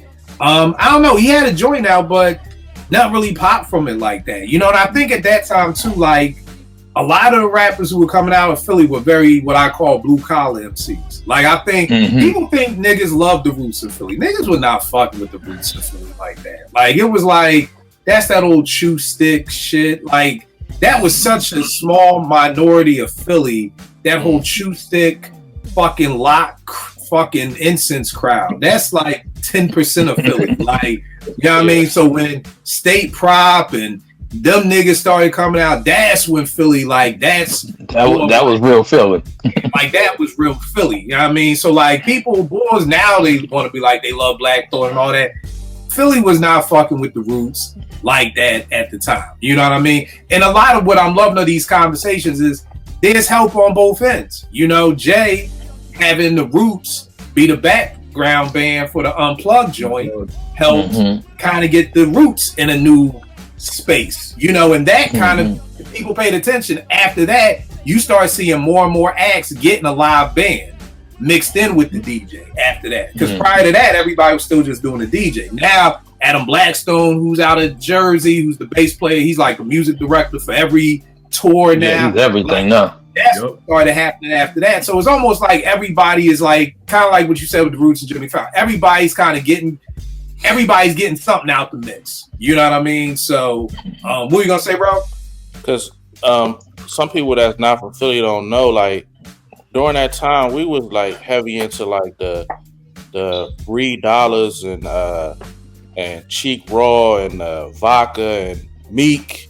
Cause we had the Big Star videos with. We was like the stuff the Roots was putting out. Like that wasn't what we was into. Like there was a small pocket of people that messed with it, but I know everybody on my block was like, that wasn't their thing until Clones. You know what I'm saying? Philly was known for just spitters like Grimy, Hollow Man, Creek Force. Like I just remember all those names because that's what we would watch those freestyles. That was like our thing. Like Big Star go around to the hood and they would be out there spitting. You know what I'm saying? And that was our thing. So the Roots, like it took a minute for people to like really warm up to that. You know what I mean? To me, the Roots got big after You Got Me with Erica, because Erica was the shit at the time. So that kind of opened up the door for more peacefulness. Rel, I'll never fucking forget. I swear to God, I'm on the corner of my block, and Rel knows my hood. This shorty was walking by with dreads with an incense burning sticking out of her dreads. I was like, what the fuck? The Erykah Badu has arrived. The influence is now here. I'm looking like, you have a fucking incense burning in your fucking hair, like at the corner of my block? I was like, yeah. So now it became cool to like the Roots because now the neo soul movement had come. Yeah. So because of the neo Black soul Lily and all of that, and Maxwell and D'Angelo, now we got the Black Lily event that was popping in Philly, which gave us Jaguar Wright, which gave us music, which gave us Bilal, which gave us fucking Kendrick, the Jazzy Fat Nasties, the Nasties. All that stuff was now it was the cool thing to do. Now the chew stick vibe was in. You know what I mean? But in '94, when Do You Want More came out, niggas in Philly was playing Mobb Deep. Like that's what niggas in Philly fucked with. Like you would have thought Philly was Queensbridge, the way niggas in Philly loved Mobb Deep. You know what I mean? So that's it. Great discussion. I don't even know who we left with. B, are you next? Rel, did you just go? B's next. Yeah. Man. Let me see. Yeah, man. I'm gonna keep it with the R&B. I'm gonna go back to Philly though on the R&B tip. Yo, Teddy Pendergrass leaving Harold Melvin in the Blue Notes. Woo! Man, the drama, all that. Even of course, I'm 40, but I always had an old soul. My mom, my grandma, they always played the old school classics from the 60s, 70s. We had everything in my crib. We played everything. So hearing Teddy Pendergrass, just hearing the songs like I Miss You and songs like that, me as a kid thinking Harold Melvin, that's him singing. Come to find out, Teddy was like, nah, man. Like, yo, we got to change this name. Bro, like, everybody thinking you me. Nah, you ain't me. Right. Like bait and switch. Right. And plus, Harold didn't want to pay dudes, man. So just that chain reaction, him leaving, staying with Philadelphia International, Gamble and Huff, going solo. He becomes a superstar. Platinum albums, gold albums. The Blue Notes. What does Snoop say on Doggy Style? Like how we held out the Blue Notes. He said never go platinum. You know what I'm saying? Right. And they just faded into obscurity. And Teddy P became Teddy P. So the rest is history, man. The crazy thing about that is I wonder, has there ever been another group? And here's the funny part, because again, I always tell a story. My mother's a jazz musician. So like those stories are like playing. I didn't hear soul growing up in my crib. There was a lot of jazz. There was a lot of rehearsals and things like that. So for years, I didn't even realize Teddy was in Harold Melvin and the Blue Notes until I was listening to I Miss You. And I'm like, it's Teddy P. Fuck you. Who Harold Melvin and the Blue Notes? Like, fuck is this? And JR had to school be like, nah, he was a background singer. I said, this nigga Teddy was a background singer? that's messed up. I don't know if there's ever been in the history of music a background singer who went on to have, who was number one, a better singer than the lead, and then who went on to just have a better career. That would be like, yo, if Michelle from Destiny's Child just like left Beyonce in the mist. You got somebody, B? Nah, I was just to add to that. Yo, he was the damn Teddy P was supposed to be the backup drummer for their backup band. The nigga ended up becoming the lead singer. That's crazy. The backup band. He was the drummer for the backup band, not even singing. And then the closest thing I can think about is BBD, because none of us thought they was gonna do shit after New Edition. Like, and them niggas went on to probably have not better than Bobby, but out of the New Edition that we knew, like it was kind of like what them other three niggas gonna do, and they it was like the Ghostbusters. Like we came, we saw, we kicked his ass. Like these niggas. Them niggas changed the whole game with that fucking, what was it, R&B smoothed out with the Papa Pill or some shit like that. They had the whole joint, like everything, man. So that's a great poll, because damn, I still can't believe that shit. Like that nigga, I know, and damn, how Harold Melvin got the feel, man. Like, but he had to know too. When somebody rap better than you, like a lot better than you, like, and it's your group, like you done made the group, and the nigga that you brought in rap much better than you. Like, best thing you can do is pay this nigga, keep this nigga happy. Like, yeah, nigga, we gonna stay a group, man. Fuck all that going solo shit, man. Nah, we gotta stay a unit. We got to stay together. Like, you gotta understand. You gotta play your position. But that's a good one, babe. What you got up next, bro? That's like Ike Turner with Tina. With Tina. Bro, see, you got to know when you go from the leader to being the follower, and that's okay. That's okay, but you gotta play your position, because if you want to keep trying to be leader, you gonna be assed out. All right, my next one is more so a situation where it was ruined. It's not really his fault, but you're gonna catch the strays anyway. Consequence with A Tribe Called Quest. Because honestly, I think Q-Tip was more concerned with his beef with Fife that he wasn't reading the room. Tribe fans at that point were so dedicated to that sound, that chemistry, that connection, that if Consequence was a feature of an artist that he was putting out, it would have been no problem. But when you tried to replace Fife, it was kind of like, who's that? Like, everybody said that, which was crazy. Like, me and my brother 10 years apart. My brother was like, yo, who's this other nigga on this album? And I'm like, oh, that's Q-Tip cousin who, like, it was just bad. It was a bad look for Consequence. He kind of was able to come from up under that, but I think Tribe was just never the same because of that. Like, especially after following Midnight Marauders, like it just was a bad look. So, and I mean, I think, like you said, following Midnight with Tribe at that point, their biggest song was probably Electric Relaxation, and I think the part that every human being knows is I like them brown, yellow, Puerto Rican, and Haitian. Like, it's like every shorty knows it.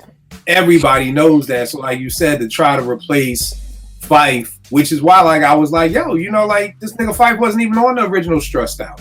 Like, you know what I mean? Like, he was kind of, and like you said, I always told niggas, I felt like Tip was trying to replace Fife. Like, nigga, you want to move to Atlanta? All right, we beefing, cool. I got my young cousin. It's like you said, it wasn't Quince's fault, because it's like, shit, you know, it's like somebody trying to put you in the game. Coach gonna put you in, you ain't gonna be like, nah, I ain't gonna start because, you know, Jordan left. Like, nah, nigga, you gotta start. It's like you said, who was my man who fucking replaced Jordan when Jordan retired? Do y'all remember? Pete Myers. Pete Myers. Yeah, I remember him. And like they got him from the CBA. Same situation. Catching strays, because this boy was replacing Michael Jordan. You know, he wasn't replacing. Well, technically he was, but what was the boy supposed to say? I don't want the call up. I don't want to start. You got to start. But nigga, you Pete Myers. You ain't better than Jordan. You know what I mean? So it's like Quince is probably like, yeah, I'm down, cuz, like, go we the rock. Like, and he went in, and it was just like you said, it's like, yo, who is this boy Consequence? And like you said, I think because of Ye, he kind of came into his own eventually. You know, a lot of them Ye mixtapes, Good, Bad, and Ugly. I mean, I think Quince kills. There's a lot of joints that Quince is going on to like kill, like, in my opinion. Like, you know what I mean? But like that situation just wasn't the right situation for him to thrive in. But that's a good one, man, because Quince was definitely, niggas was like, yo, who is this, man? Like, get boy off the stage right now. I got to join again. I won't say it's a save, but I think Nas getting with Hit-Boy did something for his career. I don't know if it was saving it, but I was talking to my man today. I'm like, yo, Illmatic dropped in 94, and I mean, East King's Disease was dropping in 2020. Like, you know, after that Nasir album with Ye, like, I'm the only human being who liked it. So it's like, you know, oh, you liked it too? Good. It's two of us. When two are touch and agree. When two or more touch and agree. Finally. You know, but nobody else liked it but me and B. You see, Vegas done turned off his damn camera. So at the end of the day, being able to bounce back from that with a 6-album run, you know, and it kind of put, I mean, it not kind of, it put to bed the rumors of Nas can't pick beats. You know what I mean? Like, he's addressed that, even though he's been like, oh, that's bullshit, whatever. Nigga, you've addressed it, so you know it's being said. So, you know, word got to ear that niggas are saying you can't pick beats. That kind of dispelled it, you know. And when it's crazy because when people are still like, I want Nas with Preemo, I want Nas with P Rock. I'm like, yo, can we come on, y'all? Like, I feel it. Nostalgia's a motherfucker, but I'm with Nas. You know, play the Clue tape for old verses. Like what Hit-Boy has done, especially just look at Magic, just Magic alone. You know what I mean? Yo, 4013 Bill. I mean, come on, y'all. Just, you know, Meet Joe Black. Like, come on, y'all. Like. When niggas be like, I don't like with him and Hit-Boy together, I'm like, yo, you don't like hip hop, man. Just stop, man. Just right, like, let's just stop. Because here's the funny thing with Magic. The joint with Preemo doing the scratches uses the same drums Preemo used for Living Proof. So mad niggas thought Preemo produced that. Mad niggas was like, see, that's the shit we need. Him back with Preem, and I'm like, nigga, Hit-Boy did the beat. And niggas like, oh, like, oh, okay. So not reading the credits, right? But it just goes to show you how niggas, when niggas just want a name, like you're no longer listening for good music, you're just looking for the name. One of my homeboys came over here. I know he loves 940, Doors 940, and I be having mad producers beat tapes or whatever. And I was playing them beats, and I was like, yo, this is 940 beat tape I got. He losing his mind, like, yo, these shits is crazy. Like, I told you that nigga the GOAT kill, that nigga's the GOAT. I was like, nigga, these my beats. Nigga was like, oh, okay, they dope. They dope. You got some shit. I'm like, nah, I'm the GOAT, nigga. I'm the GOAT. Like, no, how'd I go? How when it was nice, he was the GOAT. Now you find out. Don't switch up now. Yeah, it's like, yo, you got some shit, kill. You got some shit, like, but that's how much names be fucking with people. Like, niggas can't even really listen and hear something. Me and Hit kind of got into it on one of our Twitter, what's that shit? Not IG Live, what was it? Twitter Spaces. And I was like, yo, I don't want to hear Nas with Hit-Boy. I was like, yo, but the nigga proved me wrong. The nigga still had some shit to say. And I'm like, nigga, I'm saying you proved me wrong. The fuck is you still mad about, nigga? Why? I wasn't excited. The only thing I knew about Hit-Boy was niggas in Paris, and I hated that shit. So Like, you telling me Nas getting with the nigga in Paris, nigga, I'm not gonna be excited for that. And truth be told, nobody was. I didn't know any human being who was like, oh, Nas with Hit-Boy, oh, I can't fucking wait. I ain't see none of that shit nowhere. So all that revising, whatever it is, history, and now niggas want to change it up and be like, oh no, I called that. No, nobody fucking called Hit-Boy and Nas making 6 crazy albums back to back. So I definitely think Hit-Boy definitely helped Nas on the R&B front. A lot of people didn't hear this album, and I really like the album. Tony Braxton getting back with Babyface for their album Love, Marriage, and Divorce. It was actually a dope album. And it kind of talks about Rel.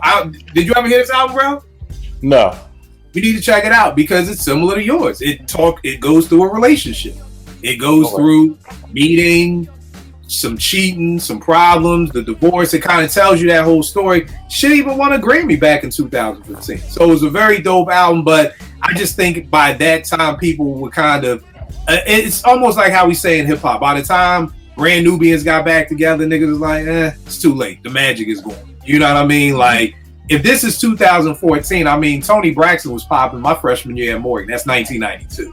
Like, 1992 to 2014, way too much time has passed. You know, niggas ain't checking for Babyface no more. Niggas really ain't checking for Tony Braxton no more. But I felt like them getting back together definitely was good. And then a thing that I had that was a negative was anybody from Wu-Tang not named Ghostface not working with RZA. Like, I felt like everything just fell apart after that. Like, for Jizza to go from his first album, his actual second album, like we said, Beat, it's like Illmatic, it's like the Infamous. Like, people forget you had Words from the Genius. I was about to say, that was Cold Chillin'. Right. So from Genius' second album, you go from that to the joint with the Earth on it. What was that shit called? Beneath the Surface. Beneath the Surface. Yeah, that was you go to that. You go from the Purple Tape to Mobilarity. You know, you go like you just look at all the joints. Like when people stop messing with RZA, like niggas just whole career just took a nosedive after that. Like I know Ray is the man, and I know we love him and everything like that. Snow Beach, Low for Life, but nigga, I don't know if there's any worse debut to sophomore album in the history of music. Like from terrible. I know people who have Built by Cuban Links as their not only their favorite album, but the GOAT hip hop album ever. Yeah. To then go to Immobilarity is like, god damn. I'm sorry, like Ray gotta take that L. Like you own an award and it ain't in a positive light, my nigga. It is not in a positive way of that. So yeah, that's what I got. Mix, what you got up next, bro? So I got another one that's kind of against the grain. I think every week on Drink Champs, that DJ EFN saves N.O.R.E. I think every time he's on there, because he does the fact checking. He's actually, a thorough b-boy, an actual DJ who does production and knows hip hop.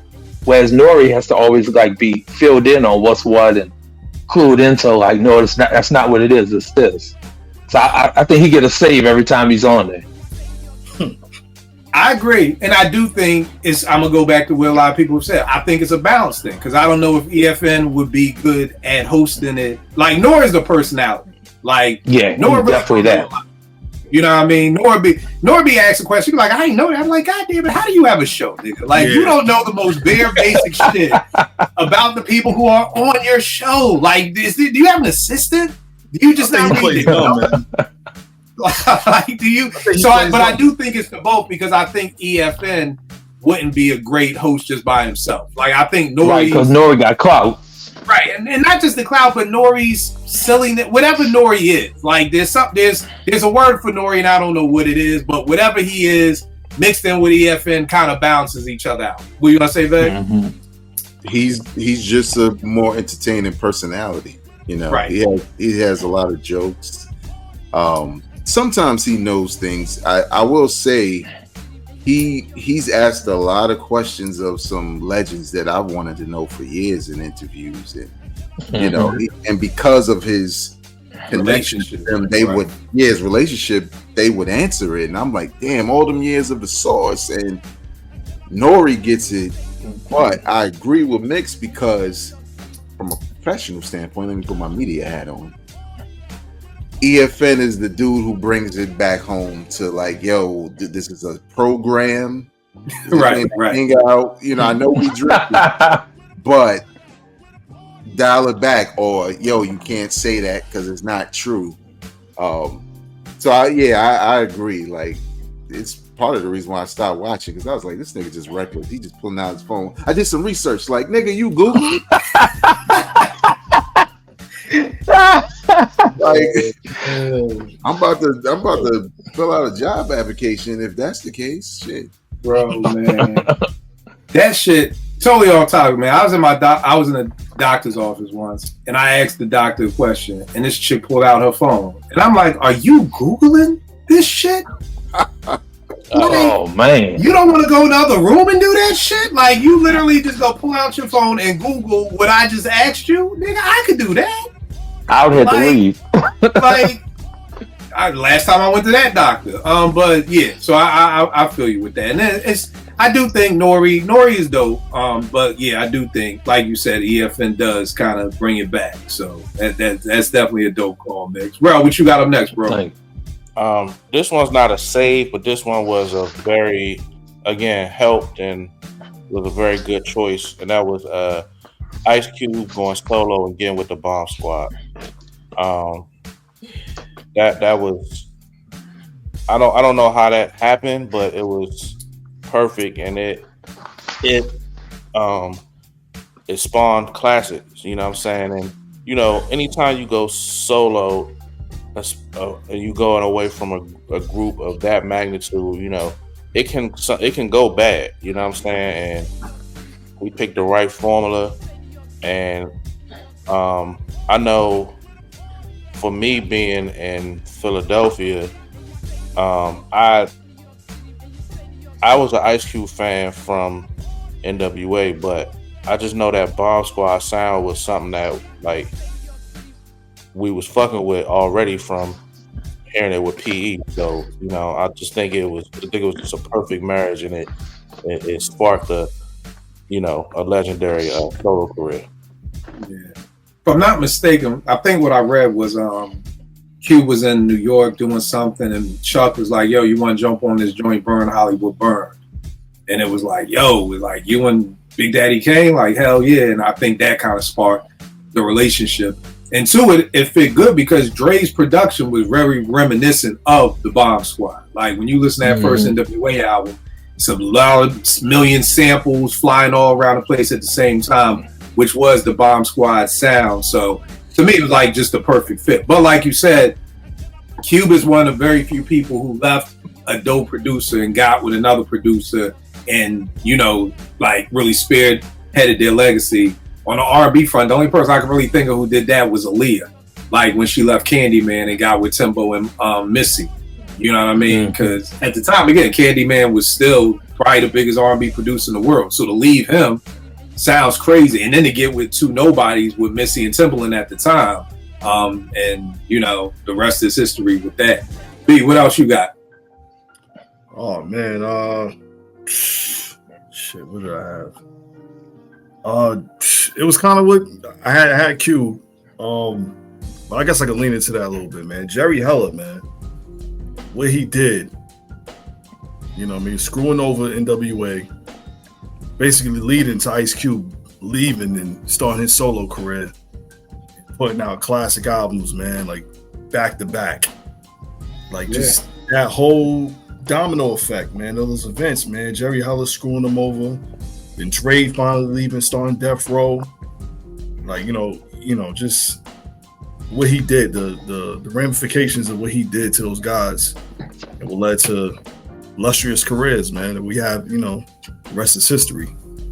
Yeah, and the crazy part is that it felt like, you know, what he did was fucked up, but it almost feels like, I always tell people, take your word butt out your sense. What he did was fucked up, period.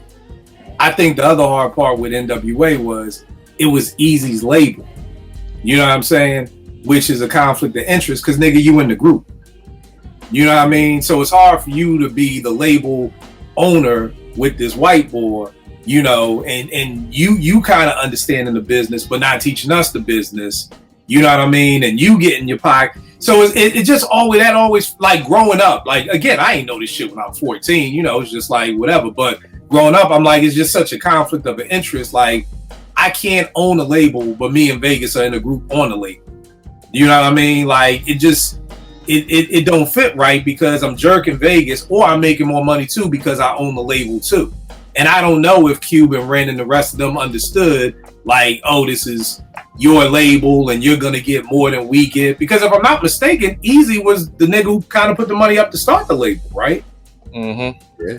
Yep. Which may not necessarily have been wrong, because you got to recoup your money that you put up. If Ren, Cube, and Dre ain't put up no money, you know, Easy got to recoup what he put up first. You know what I mean? So, but again, they would, again, I always say shit, they was kids. Kids, like 15, 16.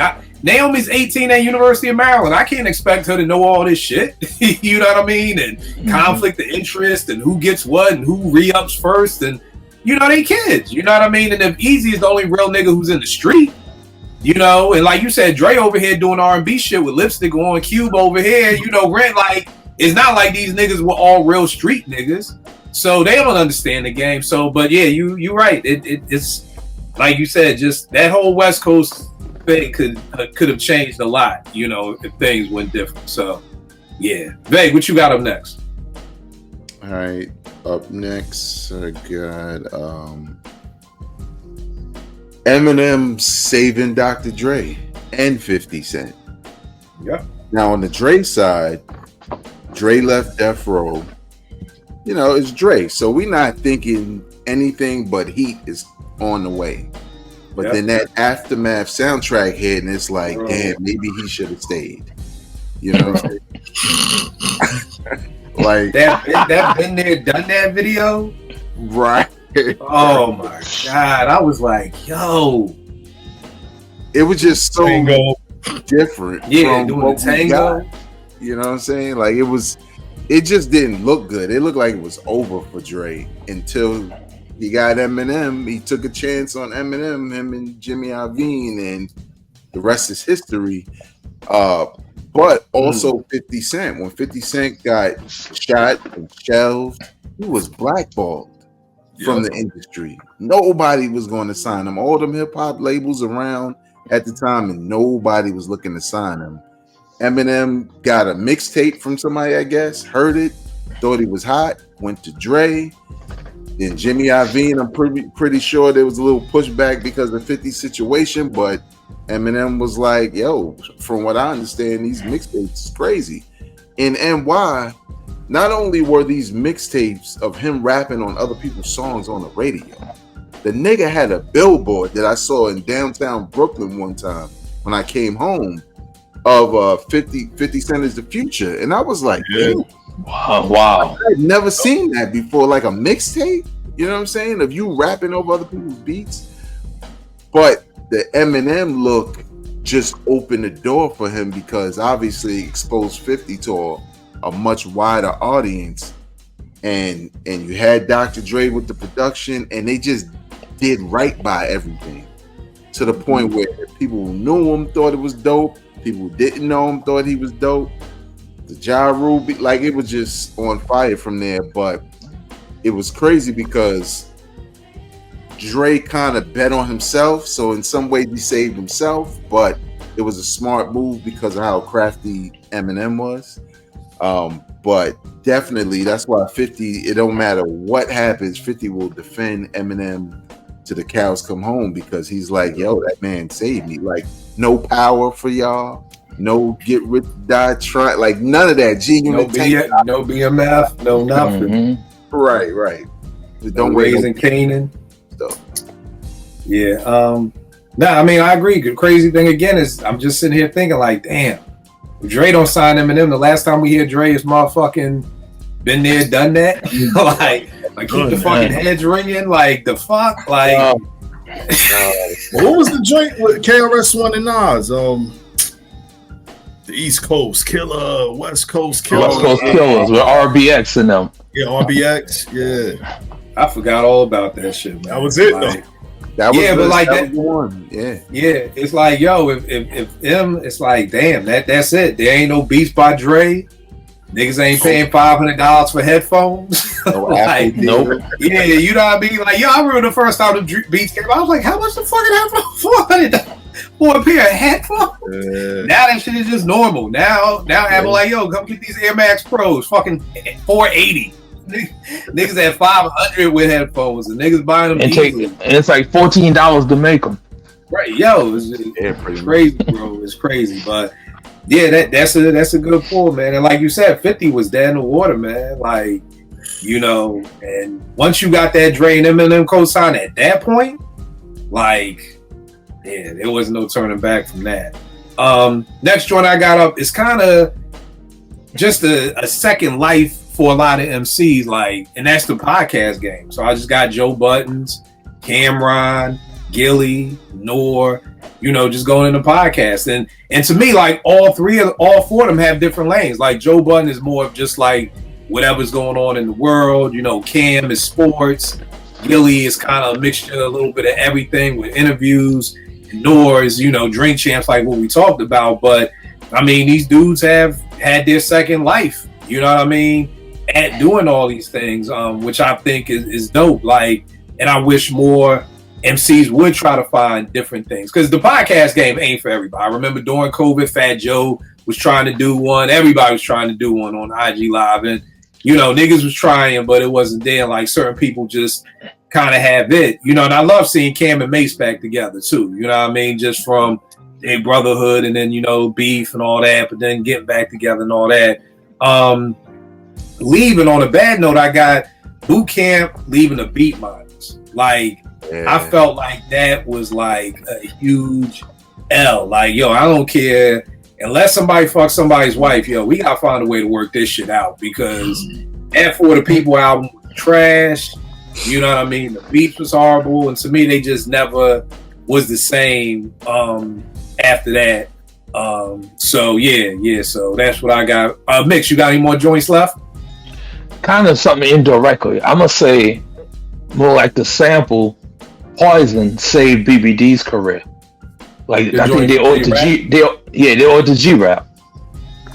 Yeah, I can see that. I mean, I think it played a part. It's more so for me the production part of it. You know what I mean? Mm-hmm. But I mean, naming it Poison and then having that in there too was dope too. But I think a lot played a part in BBD making it happen, man. You know, again, I want so many 30 for 30s on R&B, because I want to know. I've heard the stories, niggas like, yo, what y'all gonna do after? I think Jam and Lewis was like, y'all three should do something. It's like, what we gonna do? These are the times I wish they had cell phones, because I would love to see how that album came together. Like, just everything that they was doing, because I felt like they couldn't miss. I mean, you come out with Poison, you come out with She's Dope, you come out with I Thought It Was Me. Like, everything that they just came out with was crazy. Then you come out with the slow joints, you know, When Will I See You Smile Again? Like, these niggas could not miss, and nobody could even think that these three niggas would be doing it, man. I was gonna say, like, I think sometimes it happens in groups. In some ways, you see it in the Locks with like Styles' solo career.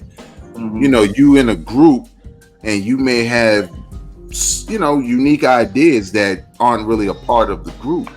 And I think for them, it was their way to say, you know, we could never do these songs with, this ain't New Edition. You know what I'm saying? Right. But over here, we like hoops and hip hop, and we could do the New Edition thing too. But it really felt real hip hop, but R&B, you know what I'm saying? So I think it was just it gave them a lot of creative freedom. And that's probably why, you know, every time they had an idea, it just came out dope, because, you know, it was like, oh, let's do this. Remember, we wanted to blah, blah, blah. So, yeah. Organic. We're going to say mix. I was going to say, how many people even realized that BBD's touring DJ was the original spin band from Philly? I didn't know that. Yeah, that was their DJ. Yeah, I didn't know that. You know what I'm saying? And then the wild part, Victor, which you're saying, the crazy part is, again, like I always say, for a moment in time. Because we ain't gonna act like BBD had no illustrious career. Like, they had one album. Because that second one, Hootie Man, that was it. There was no more. That Above the Rim, that shit came. That's what I mean by a moment in time. Like, for a moment in time, BBD was the shit for that year. Because then after that, it was like, I think everybody's the same thing. That shit always happens. Like that energy you put into that first album ain't there the second album, because now Mike is off doing Biv 10. You know what I mean? He's signing his groups. You know, Ricky and Ronnie, like, what the fuck we supposed to be doing? We ain't into no execs type shit. And then having to come back, that Hootie Mac was not it. I remember seeing Above the Rim, and I was like, this is what the fuck we talking about? Like, you know, again, it's Mike. Mike is the nigga who played ball. You know what I mean? And I'll notice that there's a documentary on Michael Bivins on All Black. It's some network. Watch it. Crazy dope. I always knew Mike loved the hoop, but I didn't know like that nigga's like a hoop legend in Boston. And everything like that. So very dope documentary. Just about him signing a lot of groups. Like he was like Jay had given him credit. Jay-Z shouted him out like, yo, niggas was just trying to do what Mike Bivins was doing with signing Boys to Men and BBD and getting his thing together. And I don't think he gets a lot of props for that. You know what I mean? So that's a definitely dope one. Rel, what you got left, bro? I'm out. All right, B, what else you got? Yeah, I mean, I'm kind of tapped, but I try. I guess something recent. Common and Pete Rock, man. Yo, that's a go. That shit. Auditorium, man. Yo, for both of them. Like, it just, for again, Common with B and Gay. Common getting with Pete Rock. Beautiful chemistry. Yeah. That's the bottom, man. Like, great album. I mean, that's a dope joint. I mean, again, Common was there in the water for me. Like, I felt like all that acting shit and all that shit he was doing, it was like, I'm good, nigga. Like, you know what I mean? I don't even need another album from you, my nigga. And then niggas was like, yo, he got with Pete. And I said, yo, that shit is dope if they work together. If that nigga is sending him 50 beats and he trying to write rhymes in between takes or whatever, they ain't gonna fly. And then when they start showing pictures of them in the studio together, I'm like, oh, okay. Then a mayor hit me like, yo, you know, Calm live in Brooklyn now. I'm like, oh, okay, this nigga in New York. Like, okay. And I think that that's a reflection of what we get. And like you said, B, it's crazy because for a lot of people be like, I know hip hop heads like, yo, Pete ain't had nothing out in years. And I'm like, nigga, are you fucking stupid? Like, yo, I love the Auditorium, but not more than I love this shit. I love Retropolitan. Yeah, that was a really good album. You know what I mean? On. But niggas be like, oh, I never heard that. Or I'm like, yo, he got a joint with Flea Lord. The nigga did a joint with Smith & Wesson. The nigga did a joint with Camp Low. So I think the thing about Common that a lot of us forget is that nigga's a bona fide movie star. You know what I mean? So the looks that Pete is able to get with this album with Common is different than what he can get with Sky Zoo. Pete and Sky Zoo ain't going to Jimmy Fallon. You know what I'm saying? Pete and Sky Zoo ain't on tour right now like Common is. Common could make that phone call to Jimmy Fallon like, yo, Jimmy, I'm trying to come through. Like, yo, come through. Like Pete said, this is my first time on Jimmy Fallon. You know what I mean? He had to joint with Smoke Dizza. Like, you know what I mean? Like, Pete has never stopped producing. So like you said, it just worked out for both of them because you got a lot of people like, yo, I ain't know Pete still had beats. And I'm like, y'all niggas don't keep your ears to the streets. Been working, man. Pete ain't never not had beats. Yo, Pete is the only producer from the 90s that still fucks up my head. And I'd be like, yo, that shit crazy. Like, but that's a dope joint, man, because I do think Calm, and the thing I love about this album is Calm seems to be like really engulfing himself in hip hop.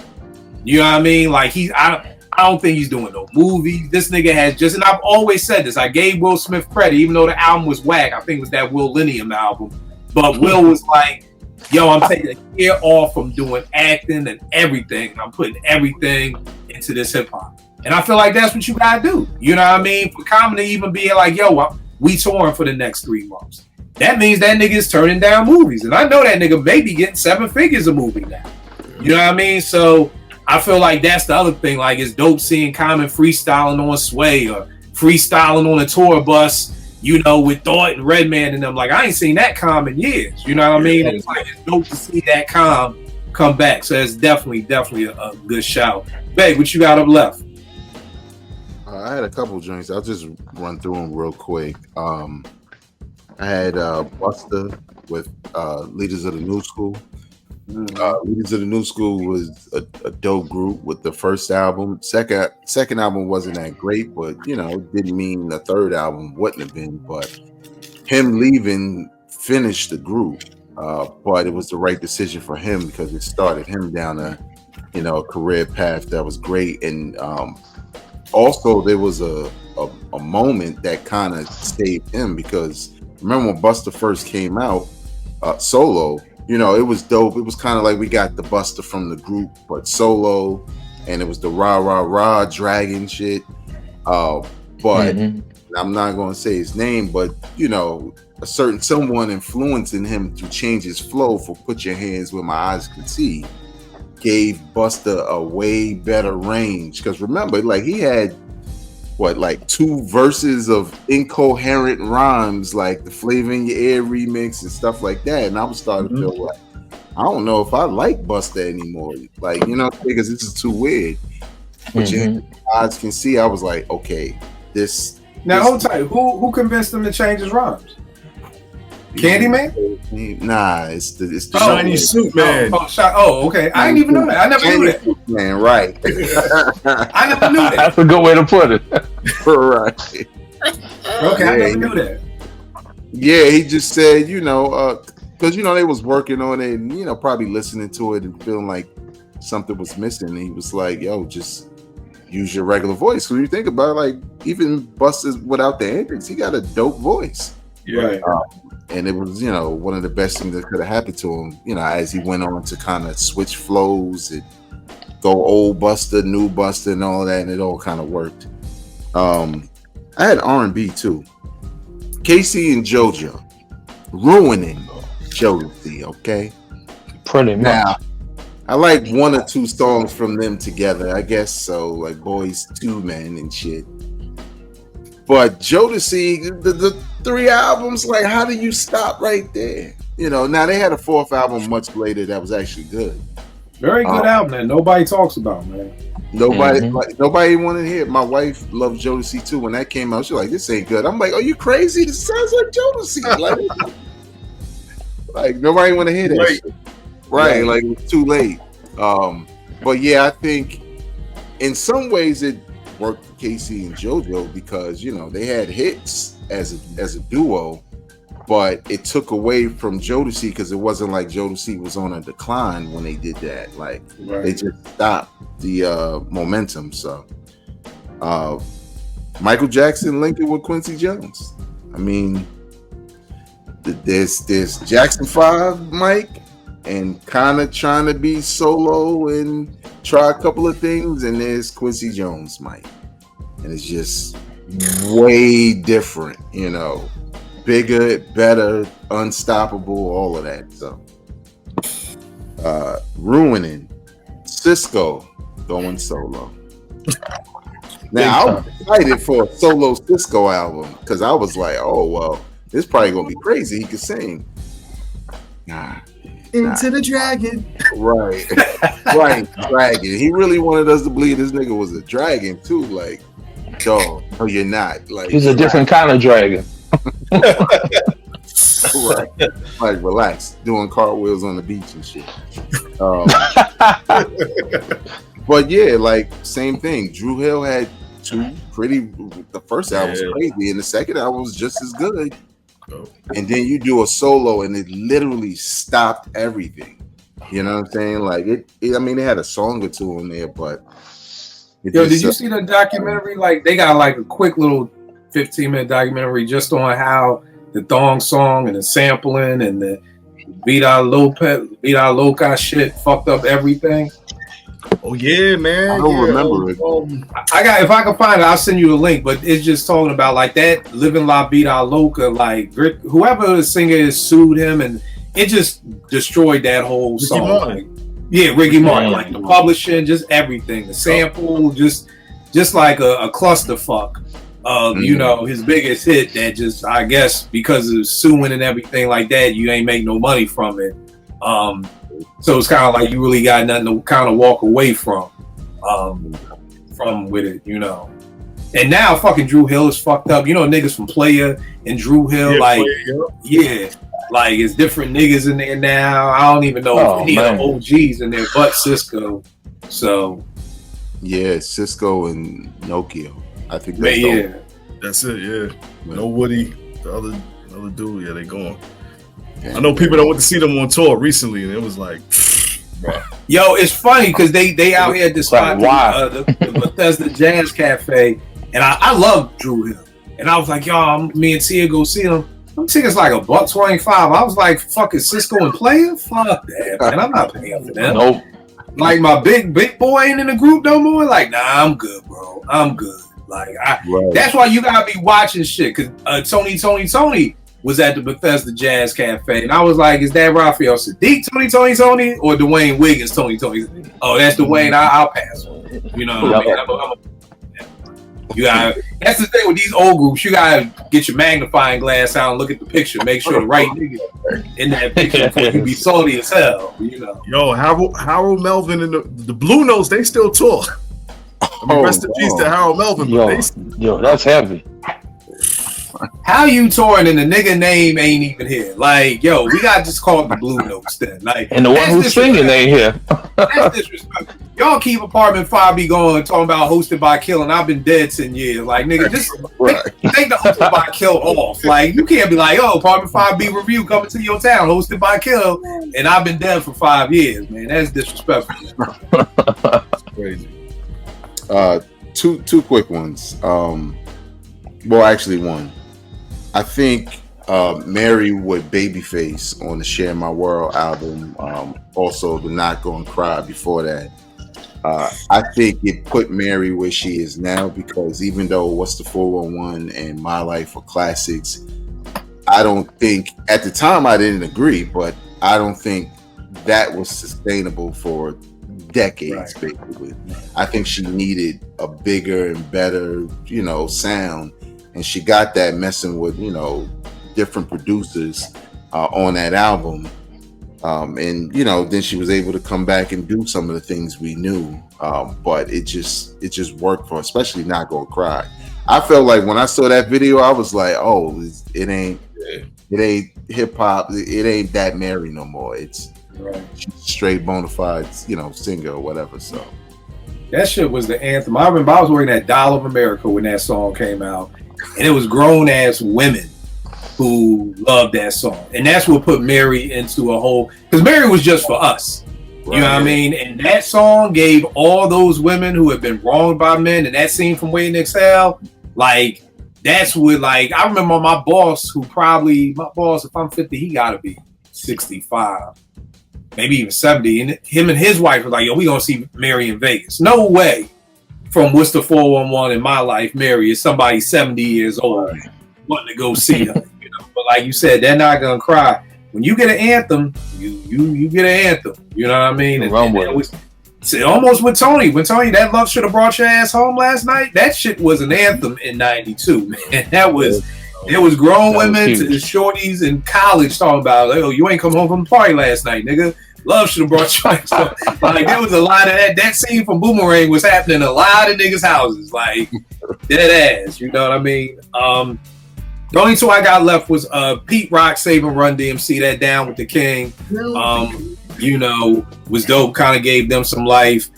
This is a downfall to me, but I don't know if it is, because depending on your age, I had Pooba leaving Brand Nubians.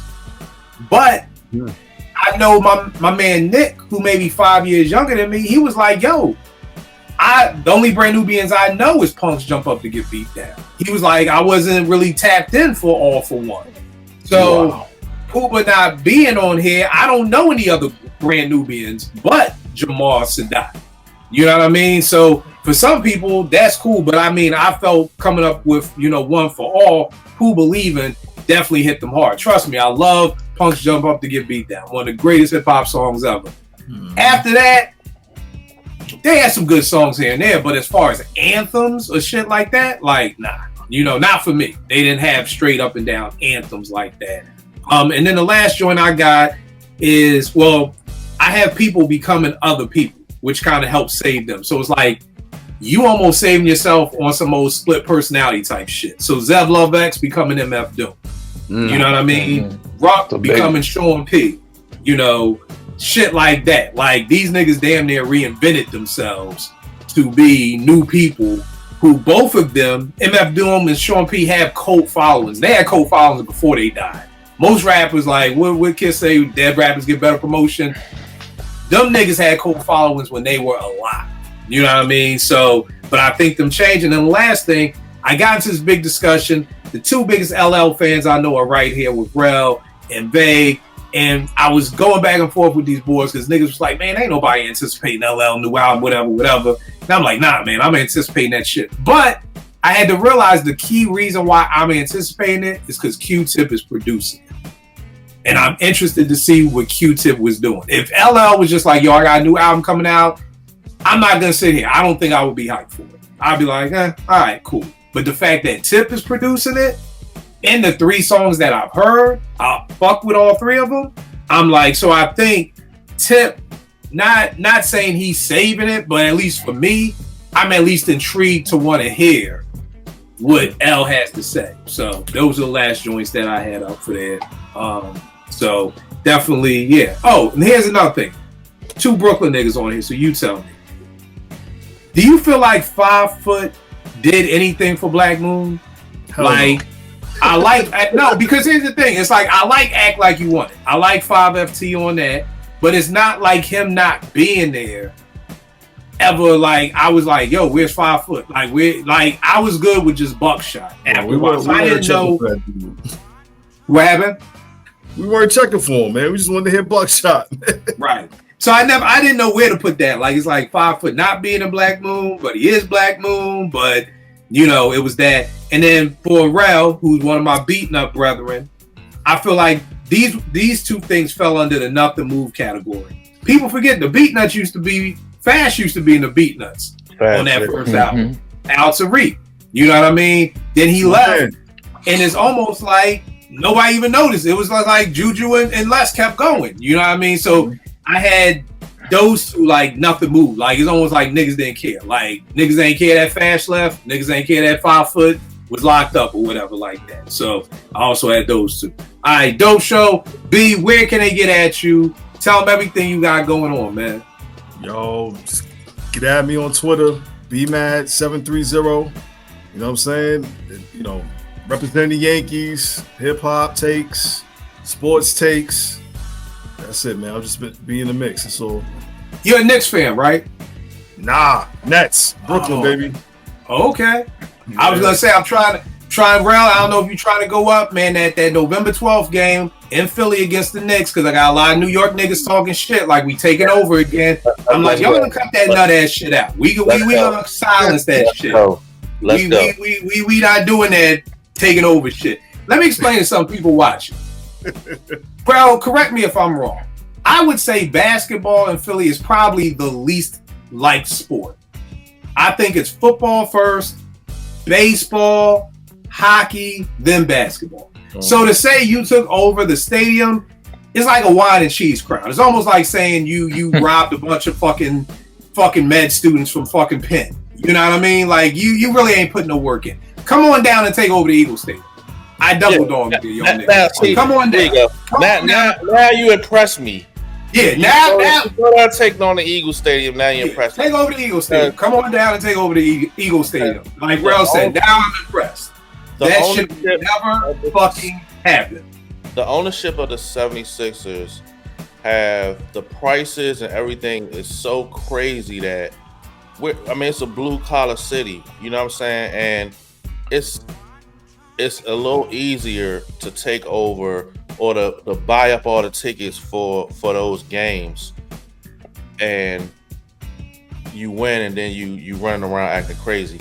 If you go to the link and try that shit, you're gonna be on the news, or you're gonna be viral. There's a reason that there's a police station in the Eagles Stadium.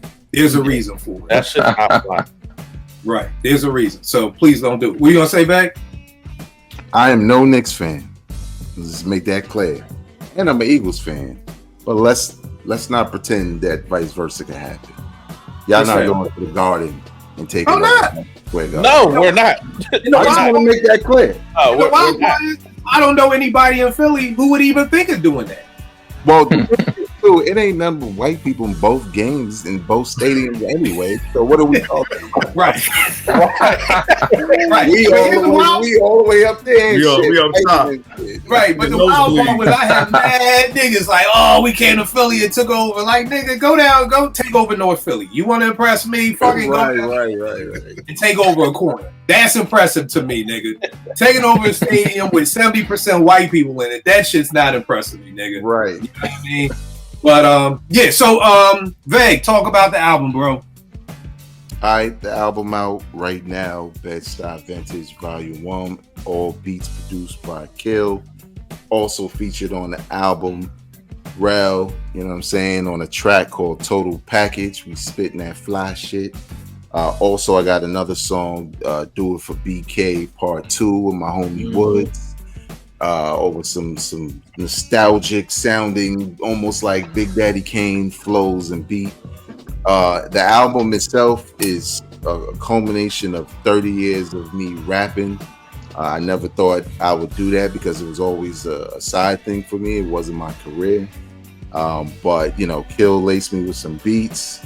I try to give y'all as much bars as I got left in my tank. I think that's it, to be honest. I was like, this shit good. I'm going to stop. You know what I'm saying? I think I'm going to stop right there. But yeah, man, thanks to everybody who supported on Bandcamp already. If you haven't heard it, go check it out at vegasworldinc.bandcamp.com. But if you have Spotify or you have Apple Music or even if you have YouTube Music, the album is there also. You can stream it, add songs to playlists, use songs for stories you post, whatever, man. The support is greatly appreciated. But yeah, man, you know, doing some dope stuff, man. So no doubt. Mix, where can they get at you, bro? At Mix Mess on Instagram. I'm mostly working on some sports related stuff and also some hip hop stuff involving turntablism. And I just want to make some bold predictions for my squads. The Baltimore Ravens will be the world champions. I don't care who we play. I don't care where we play. Okay. Then the other thing is the Grizzlies will win the NBA with no pressure whatsoever. As much as they brag on everyone else, the Grizz will come home with. You said the Grizzlies are going to win the chip? Yes. Yeah. Okay, cool. We're gonna put some money. We're gonna talk money. We're gonna talk some money. We're gonna put some bets on the table with that one. I will gladly. I have a kid in college. I will bet everything against that line right there. Everything in this room, everything in Jordan. I'm putting savings. Everything. This is all in. It's like Marley. I'm going all in with this one before somebody robbed the poker game. We will talk offline on that. Rel, tell them all about the album, brother. Yeah, so the album's called It's Not You, It's Me. And, you know, this started from like a joke when I was saying the Rel Tresman stuff. And, you know, I hit Kill like, yo, where the beats at? He like, are you serious? And, you know, I had a plan for it. So if you ever been in a relationship or had things go wrong in a friendship, there's something on this album for you. Something on this album for everybody. You know what I'm saying? It's a song called Friendly Enemies, and it's one of my favorite songs on there. It's about, you know, people that you know think are your friends but really ain't. You know what I mean? Yeah, so it's entirely produced by Kill with the help of JR as well, and it's just a real soulful album. You know what I'm saying? Everybody that's been giving it love, I appreciate you. And just give it a listen. It's on all streaming platforms. And yeah, the vibes on this album is 100. You know what I'm saying? So I feel like Kill batting 2 for 2 this year. So give it a listen. You know what I mean? Yeah. And you already know with me, I'm just asking. My only challenge for people is a lot of dope MC producer collabo albums out there. Common P, Free and Jake One. Man, I can't stop listening to that Stimulus Package too, man. I love that joint. You know, so I feel like, you know, all I challenge people to do is just tap in with Vague, tap in with Rel. Later on this year, I got an album with Sweetie. We got a joint out right now with featuring Tajay from Souls of Mischief. We about to shoot a video for that like in 2 weeks. So, you know, by the end of the year, I would have produced 3 solo albums by 3 dope MCs, 3 totally different type of MCs. So again, my only challenge is that just give us the same love, the same respect. Give us your ears that you would if this was Pete Rock producing Rel, or, you know, if this was Vegas and fucking Jake One. You know what I mean? A lot of times, like I said, people want to hear that name. It's like, oh, I'll tap in because of the name.